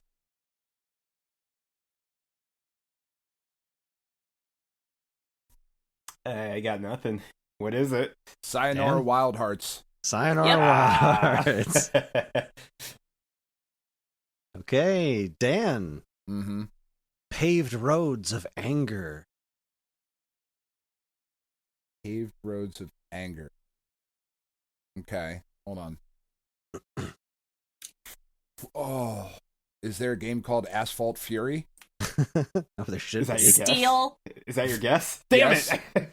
I was guessing what I Is should have that been not stealing. No, that's not it, Dan. Shit. Rebecca's got this. What? Streets of Rage. Streets of Rage. Oh, son of a bitch! God damn it, that's way more obvious. Are you sure there's not a game called Asphalt Fury? I feel like there is. I wouldn't be surprised, although I think it would probably be more of a racer rather than a brawler. For Yeah, sure. it sounds like a 3DS launch game or something. Asphalt Theory 3D. It does, right? Yeah. Fuck, man. All right. Greasy Can't Rig. think of God his- damn it. Okay, Rebecca. Grilled beef patty o'clock. Oh, come on. Mm. Steal. Burger time. Yes. Burger time. Oh man, Rebecca Grilled might come beef. from behind on this one. Patio clock. That one felt a little lazy, Chris. I'm going to call you out on that one. I know you didn't prep a ton for this episode. Oh, come now. That one feels a little lazy. That one feels a little undercooked, you mean? Yes, thank Oh, you. yes. Yes. Oh, I'm tempted to give you another point. Yeah, that's at least half a point. Yeah, Dan, no need to grill him on this one. Oh, nice. Well done. And John Charles gets the other half of the point. That's right. Evan is going to love this. See, the thing about Evan is that he loves puns. They're like his favorite thing in the world. It's He's not going to true. be so excited. He hates puns. That's why we keep saying it. That's why we keep doing it. John Charles. Fancy Yes. cars and thunder lizards. Oh, yes. Thunder I lizards. love this game. Oh, it's Cadillacs and dinosaurs. Yes. Yes, it is. So good. I was like, what's a thunder lizard? I know what that is. Yes. Is it weird? My first thought was the freaking shoot. What show was that? Was that Eek the Cat with and the Terrible Thunder Lizards? Yeah. Never hurts to help. All right, Dan. Yeah.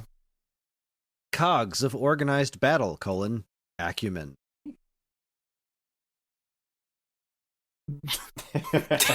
Got you there with the subtitle. If I just did Cogs- cogs of organized battle, I feel like you'd get it super quick, so I had to add a subtitle. Cogs of organized battle. Acumen. Acumen. What the God? Steel? Okay, He hasn't Rebecca's answered ready yet. with the steel. I feel like this one's super obvious too. It's definitely not Asphalt Fury. I'm 100% sure that that's not it. Cogs of organized battle. I'm just the last part's throwing me off because I Yeah, the don't know acumen all. is. I don't know all the subtitles. Is it? Did they? Gears of War Tactics? They make a Tactics? No. I They think did. They did, but that's not what I was going for. Rebecca? I mean, I feel like That that's was it. going to be my answer, too. I feel Steel. like that's it. No, Is that's Steel. it. Gears- No. Is acumen a synonym for tactics? Gears of War Judgment. Gears of War Judgment. That's Oh. what I That's not was what going acumen for. means. Acumen means intelligence. I looked on thesaurus for the word judgment, and it came up with acumen. The No. source wouldn't lie. What do they have to No. gain? I protest fully. Acumen is a synonym for judgment? In what fucking world? I don't, In thesaurus.com. Webster's world, apparently. No. Nope. I'm not saying tactics is either, but I for shit know what fucking judgment isn't. Well, I'm giving John Charles the point. Oh, boo. Boo. Hey, he was able to hiss. get it based on the hint, so. All right, Rebecca. Living thing in a hole full of water. Living thing in a hole full of water. Let's see.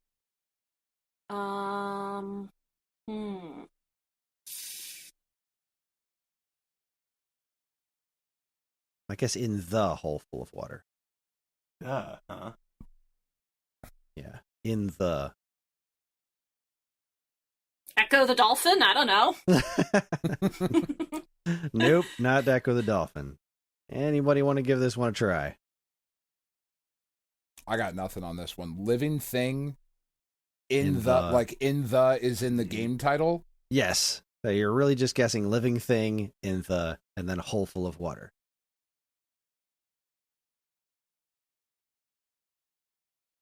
I have no idea. I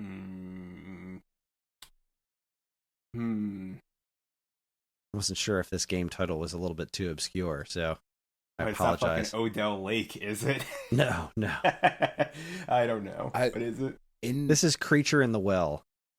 I felt like I could feel like the in the well part, but I couldn't think of creature. Dang. I don't know that I've ever... What is that on? I don't think I've ever even heard of that. That's on Switch. It's on like everything. Yeah, it's on like Switch and Steam and PlayStation. Yeah, it's like I remember playing it at PAX East a couple years ago. I really wanted to like it. I didn't like the way that it felt. I love the way it looks. It's got a really cool look, really cool like environments and everything, and the concept is neat. You're like a dude that throws... Have you played Demon's Tilt? I have not played Demon's Tilt, but I have heard the soundtrack, which is freaking if you're looking amazing. for a really good console original pinball game, you want to play Demon's Tilt. Yeah, That's Demon's the Tilt's jam amazing.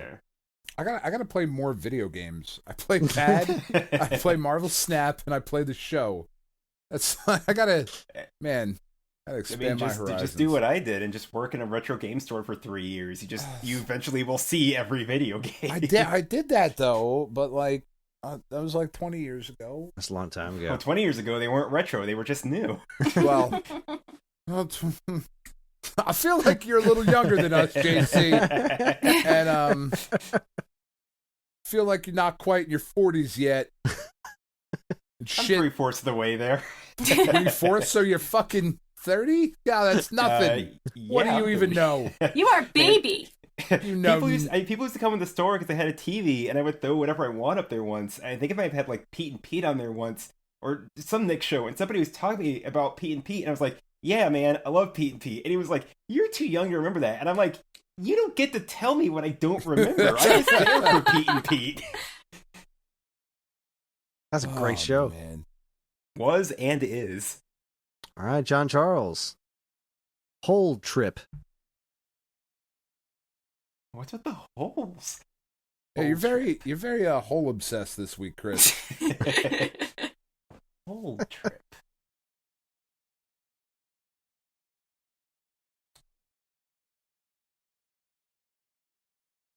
Pitfall? Pitfall. Yeah. Oh, nice. Thank you. I had to think about one for a second. All right, Dan. There's no holes involved in this one. Damn it. For a second I was gonna say Pit Fighter, but I was like, that can't be it. I'm upset, Dan, Chris. You know how much I your love game. holes. That I do. Dan, murderer reflex.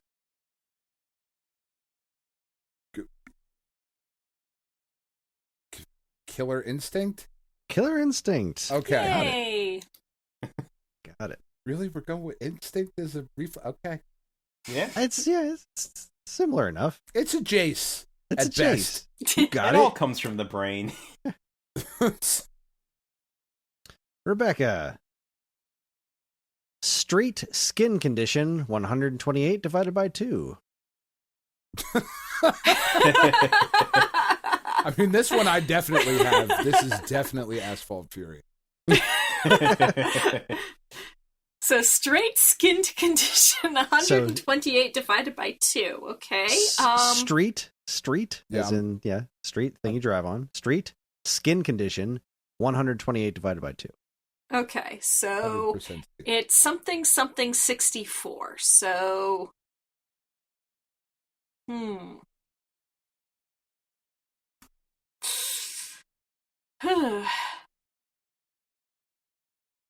God, I want to say Star Fox 64, but I don't think that works. It does not. Steal? Let's see. Are we stealing? You guys figured it out, huh? We're hungry vultures. That's right. All right. I want to write this review, damn it. I'm so excited. Put myself into your bet. Wave Race 64? No. I believe I heard man. Dan. I heard Dan first. Road All right. Rash 64. Road Rash 64. You sure it's not Skitchin? Skitchin 64. So good. Such a good version of Skitchin. Why did I say Best Wave Race 64? That's terrible of me. It's a good game, though. It's like my favorite N64 game. Rave Race or Road Rash? Wave Race. Yes. I was going to Obviously, say. both. Wave Race rules. Wave Race is amazing. Same All right, as John Charles. Sorry, Jet skis Rebecca, that was your element. last one of the round. John Charles, this is your last one of the round. Mm-hmm. I like this one a lot. Aphid guy and poison, the most possible butchery. Guy in poison. The most possible butchery? The most possible butchery. the most possible. Aphid guy, aphid guy. Aphid guy. I feel like I should. Aphid guy. Aphid guy. Aphid guy and poison? Oh! Wait, yeah, wait. Aphid guy and poison. This is, No, it's not. I feel like you got it. No. I thought I did, but it's absolutely not what it is. Aphid guy and poison. Ah, jeez. It's not just some butchery. It's the most possible butchery. The most possible butchery. Aphid guy and poison. I'm just trying to think in my head of all, like, the duos in gaming, because I thought it was one thing at first, and I realized it didn't make any sense. I might not have this one. Did they make... I'm gonna pass for a moment, so take steal if you got it. I got nothing. I'm 99% sure aphid's the right word. I feel like if I use any other word, it's a dead giveaway. Man, I can't think of it. Guy.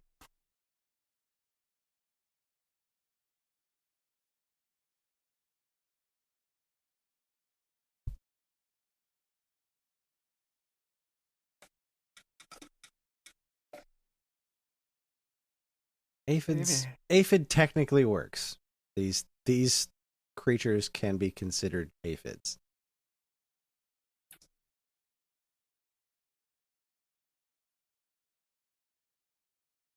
Even the poison I can't even think of what that would be. I feel like the most possible butcheries. If you get that, then you'll definitely get the rest. I know, you got to steal, Dan? I think I do because of the most possible butchery. I feel that Chris, I love you. This does not. It's Spider-Man and Venom Maximum Carnage. That is correct. Whoa! That is correct. Spiders are an aphids. aphid? No, they're not. They're really not. Because aphids are like those little bugs that like eat away at plants. I believe It's the most possible butchery spiders... is what I got. think. Are you not thinking of the word arachnid? Is that the word you're See, thinking? if I said Yeah. arachnid, then it definitely would have given it away. But I looked up. True that. I looked up aphids, and some spiders can be classified as aphids according to the internet. What is classified I'm as an taking the aphid? point because judgment is most definitely not a synonym for acumen. Equivalent exchange. I see. Definitely isn't. No, you got it. You got it. No, I You made know. it works. I don't feel good about it though. The most possible, but like Maximum Carnage, I think like that's a good game too. It's the most possible butchery.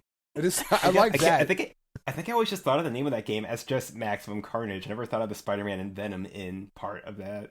Any word I used for spider that was like arachnid, like if I called it arachnid guy and poison, it'd be like, oh, Spider-Man and Venom. Got it. I felt like I had to find another word other than arachnid. You got Well it. played. That's fair. All right, Dan, you get the last question here. All right. Crest competition. Azure aggressive precipitation.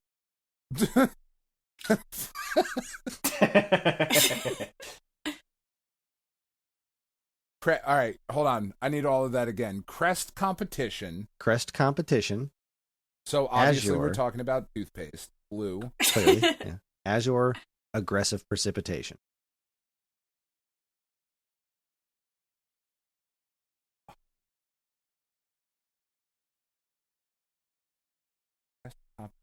Oh fuck! This is Wave Race. What the fuck? Blue. What the fuck is the last part? Can you get it? Oh fuck it. Maybe. Fuck. It's definitely Wave Race. I just bought a copy of this game. It was one of the last GameCube games I was looking for. And I think Aggressive precipitation. Oh, I think it's Blue Storm. I'm Yep, not. That's it. Is it okay? Fuck, Yeah. I was not It's 100% Wave Race sure. Blue Wave Race Storm. I wasn't Man, sure do if it you- was like Blue Thunder or like because. Oh god damn it! Do you remember like in the early 2000s? I think Nintendo Power did a contest like this once around the time when Pikmin 2 came out because of how Pikmin names items in these really roundabout ways, and they had Yeah. a whole list of games, and it was like, can you guess what this game is based on this crazy title? Well, y'all did pretty well. I'm very, very happy with that. Time for the final standings. Oh boy. Woo. In- Oh boy. In There third we go. place, Rebecca with 15 points. Yay. And there was a difference of 1 point separating. In second place with 20 points is Dan, and 21 with John Charles. Oh, What? Oh, shit. wow. Wow. I thought I lost it on that last one there. Hung on. Damn. 21 points. Damn. Dan at 20. Very, very good job. And I'm very glad that there wasn't a tie because I didn't have a good tiebreaker plan. I tell you, man, if I knew literally any Zelda music whatsoever, apparently. The music round was the one that did it for me because that's my skill is to name that tune game edition. I can lightning fast. I know my songs. Well, And I remember the days congratulations. when I used to do that for anime openings and endings. Yeah, that. Oh man, no. anime is my cultural blind spot. Oof. I can't guess an anime to save my life. Yeah, me either. It's just not even a little bit. I'm telling Yeah, you, next wrestling trivia. themes, old like post-punk shit. Like, I'll fuck clean up there, Chris. All right, feel like next we're not trivia is playing to going my to be strengths. wrestling and anime. Yes. All right. I'll at least be halfway good. A winning combination. It's just Just going to ask be Xavier Woods. it's just Right? going to be Kikomon or however you pronounce that. Kanuki Man. Yeah, that's just going to be all Kinnikuman. questions about that. Kikuman. Kinnikuman, that's it. That's a fucking soy sauce, dude. Yeah, Like, Kikuman's soy come sauce. on. It's delicious. I know Muscle Men. I also know it's based on there's an anime of it. That's all I know. There's a collab in Pad. Fuck, great. Never came to the United States. Makes me real angry. Anyway, the whole thing. All right, well, that was a hoot. Thanks you guys for playing. Congratulations, John Charles. You win absolutely nothing. Hey, I win the rights to do the preview for the new Style Savvy That's game. true, you I do. won the greatest prize of all. I'm so mad. I was definitely going to do it too. It was 100% happening. I called the editor and everything. He was like, yeah, sure. I don't give a He shit. said, "Stop the presses." I did. He was like, you did that MLB The Show thing that one time. You should totally now write about Style Savvy. That is a decent through line. I can see the connection. It's not really actually a Style Savvy game, but it's Yeah. made by the So, people who did It's the the original. Yeah. same people. It's Mhm. it's not Yeah. it's not called Style Savvy. What's it called again? Do you remember? Fashion It's like- Dreamer. That's it, Fashion Dreamer. Oh, But, that's not I've nearly had as it good a pre-ordered name. for months. It's one of those things where it may as well be a Style Savvy game since it's by the same people and it's on a Switch. It's like it's Story of published by Citizens SAG, isn't so- It Harvest Moon, basically but it switched is. publisher. The developer's the same, but it switched publishers from Nintendo to Marvelous, and then Marvelous does all of its work in America through Xseed. Mhm. I wonder Honestly, why if there's Nintendo a didn't phys- want to do another Style Savvy. Probably because the last couple probably didn't sell super hot in America, to be honest with you. If I had Yeah, to the guess. last two, like, there was like a really, really low print run for the third title, and we got the fourth title digital only. That's one to buy while the eShop's up, I guess. Yes. Rhythm Heaven Megamix too. Oh, Mm. absolutely. Ooh. Though if you've modded your 3DS, the Japanese version is very, very, very playable with minimal translation, so you could probably get that physically very cheap as well. That's true. At least, well, yeah, I guess I was gonna say cheaper than the American version, but there is no American version. Yeah, to there buy. is no It's only physical American digital. one. Son of a bitch. I love Rhythm Heaven. I do too. That's another one I would just love for them to put that one on Switch. I think it could happen. I could see them putting Mega Mix on Switch in some form. Right, just port Megamix. Just put that in HD. It's not like it didn't use any of the touchscreen stuff, which actually made me very happy. It was neat to play those games without the touchscreen things. There were some I had to turn the touchscreen controls for, like Lockstep is my favorite game from Rhythm Heaven Gold, and it is murder on buttons. I had to play that one tap. That was that's I'm with you on that one. I was sad that they went with the built to scale from the Wii game instead of the built to scale for the DS one, because I just like the song better, and the whole thing with like flicking the little bolt in the middle there. I love built to scale in the DS game. Oh man, I remember playing that with the demo. That was really cute. Did you get the demo from a Target kiosk, or did you download it directly from the Wii Shop channel? I downloaded it from the Wii Shop channel. Oh, those were the days, huh? Oh yeah, doing that kind of crazy stuff. Oh boy. Well, that's going to wrap things up for us today. Thank you guys very much for joining us, Rebecca and John Charles. Rebecca, well, what would you like to promote? Tell the listeners where they can find more of you, more of your work. Well, I am on Twitter at strawbecky_81. That's STRAWBECKY_81. And then I stream on Twitch at twitch.tv/jewelryjelly. That's JEWERLY. Oh man. I can't even spell tonight. I'm sorry. We're at the spelling bee portion of the JEWELRYJELLY. Nailed it. You get another point. John Charles, how about you? Yeah, you can find me on Twitter and pretty much all the social media stuff at Sonic9JCT. I yell too much about games and movies on Twitter and stuff, but I also do art and stuff. Obviously, I do a comic for Nintendo Force. If you follow me on Twitter or Instagram, I'm starting to put up some early pages of a new mini comic I just did. But my day job, I work for the Yeti. I do a weekly stream on Thursdays called Office Hours. It's a weekly stream we do from the Yeti HQ. Sometimes we taste potato chips, sometimes we play games, sometimes we do our own trivia games and stuff. You can come and watch us there. Give us a shout out. Let me know you're coming here from the podcast if you are, in fact, and I'll give you a nice little shout out on the stream. But yeah, that's every Thursday at 2 p.m. Central. If you follow me or the Yeti on Twitter, you won't miss the updates on that, especially if you just follow us. Just head to yeti.tv. It'll take you to the Twitch channel. The full name for the channel is like theyeti.com. It's just easier to go to yetee.tv. That's the fastest way to get there. But yeah, follow me on social, watch my streams, read my comics, and of course subscribe to and read Nintendo Force. Yep. Of course. Now, I know they aren't potato chips, but I was very fond of the barbecue Doritos that were released recently. Those were fine. They were really sweet. I think I have mixed. Well, no, I like sweet Doritos. Like my 30-second Doritos, like soapbox here, right?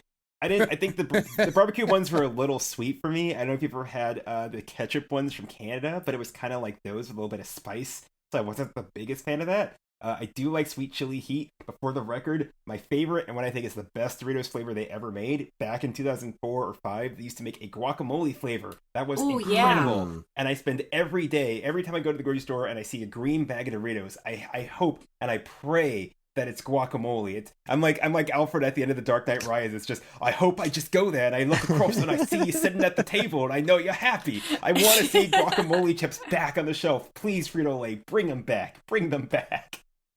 I remember on a trip to Canada, I tried the delicious Doritos, the pickle flavored Doritos in Canada. Whoa. Oh, I've had those too. Those are good. Those were good. I really Doritos. liked those. And then they did a pickle flavor in America, and it was good, but it wasn't as good as the Canadian ones that I had. It just wasn't quite the same flavor, and it was kind of a bummer. They were still good, but also the name, delicious. Come on, nailed it, guys.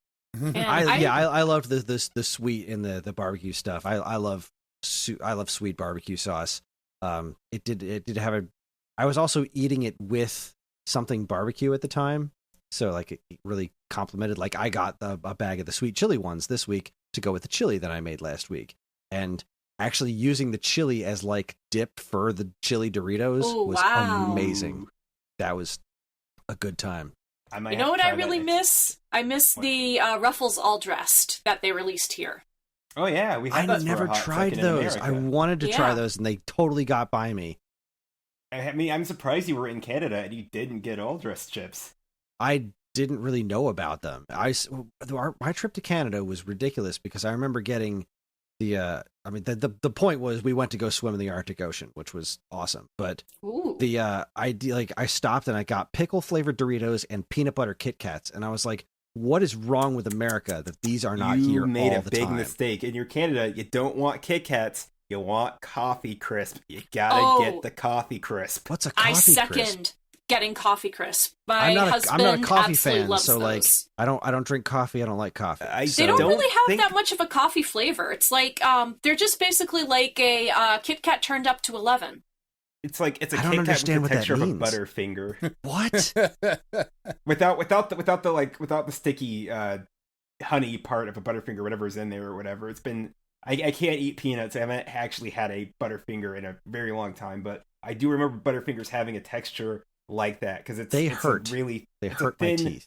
It's a thin, very layered wafer surrounded by. Being generous, I'm gonna call it like an espresso-y, chocolatey kind of flavor. So it's not a coffee flavor. It's a very mature chocolate flavor just surrounding the whole thing. Yeah. See, I never would have thought to try it because it would say coffee on it. But when I saw peanut butter Kit Kats, it's like, how is this not a regular thing? It's peanut butter and Kit Kats. It was amazing. There's a few mainstream grocery stores that will import and stock Coffee Crisp. I don't know if you have a World Market near you, but I have found them there. Really? I'll have to hit some up because I have found some Canadian... Because being in Illinois, I'm pretty close to the Canadian border. It's a 5-hour drive away, so a few of those Canadian snacks make their way down here. All right, now we don't usually do this with our guests on trivia, but I feel like I should in this particular instance. Whenever we do interviews on this show, the last question we always ask people is, and I guess I'll ask Rebecca first, what bread is the best bread? Melon bread. What is melon bread? Melon bread is a plain white bun that is covered by a thin sheet of sugar cookie dough scored in a crisscross pattern. It is a staple at Japanese bakeries. Melon pan if you're nasty. Fascinating answer. Definitely one that we haven't gotten before. Thank you. John Charles, what bread is the best bread? I have very strong bread opinions, but you know what? They're all good. I love bread. Bread is like my favorite food. It's what I typed as my favorite thing in Mother 3 when I played Mother 3. My favorite food, I guess. Honestly, I love a good Tellera roll. I think it makes the best sandwiches. It goes great with barbecue. It goes great with deli meats. It gets it's fine for a burger. You can put pretty much anything on a Tellera roll, and it's just fantastic. So the next time you're making some sort of sandwich, get a Tellera roll. You might be surprised with the results. I am unfamiliar with that one, too. How do you spell that? I might be saying it wrong because I think it's like a Spanish word. I think it's Tolera, I want to say. I think haven't there's heard like of something. that. There's like something in Mario Galaxy, I think, that actually has like the same name or something. I always think about Rosalina when I see him, but I'm also usually thinking about Rosalina. So what's new? Telera. Okay. Tellera. Okay, so it was Tellera, not Tolera. It's Tellera. Okay, so I did have it right. Interesting. I think I'm just thinking about the way that booze are called Terezas in Japan. The spelling is so similar. Super Mario 3 and its weird music connections, right? That's boo diddly. Who knew? All right. Anyways, all right. Well, that was fun. Thank you for wrapping that up. Dan, I don't know that I've ever asked you that question. Dan, what is your favorite bread? What is the best bread for you? Man, I think my answer, like, it changes all the time. Like right now, it's Irish soda bread because that's what Tiff made for dinner. So like Irish soda bread with fucking like Irish butter on it. Like, not to be too St. Patrick's about it, but god damn, that's really good. I think ultimately though, like the best bread is just a warm dinner roll, like a yeast roll, you know, like yeast. Oh, it's so good. There, I love it. Yeah, good answers all. Pretzels are the best bread. Pretzel buns. Pretzel buns are the best. They're great for hot dogs. I love a pretzel hot dog bun. They are. Oh wow, I have not had one of those yet. That's one of Johnny C's grilling tips. If you can find bison hot dogs, you pair those up with pretzel bun and some nice mustard. Ooh wee, babe, you got yourself a stew going there. Well, unfortunately, we're a veggie dog family, so. Well, veggie, you could probably still make it work with that. It's if it leans closer to a sausage, you're gonna have a better time. That's all I'll say. Is that an innuendo? Never mind. All right. Sausage. What can I say?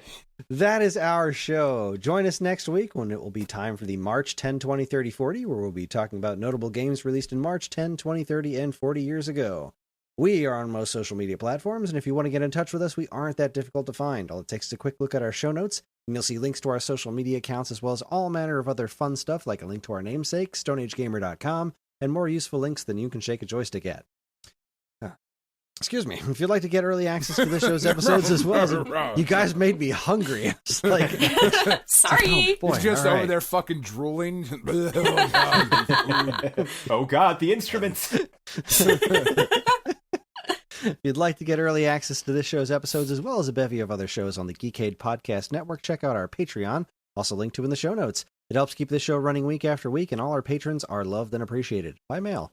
This show's theme song, Squared Roots, was written by Banjo Guy Ollie. You can learn all about his wonderful music and more by following the link to his YouTube channel, also in the show notes. And finally, as always, we'd like to thank our intrepid editor, Evan, for making the show listenable for all you folks. I'd like to thank all you folks for listening in the first place. That's it, everybody. On behalf of my guests, which I thank once again for being here, and Dan, keep playing games.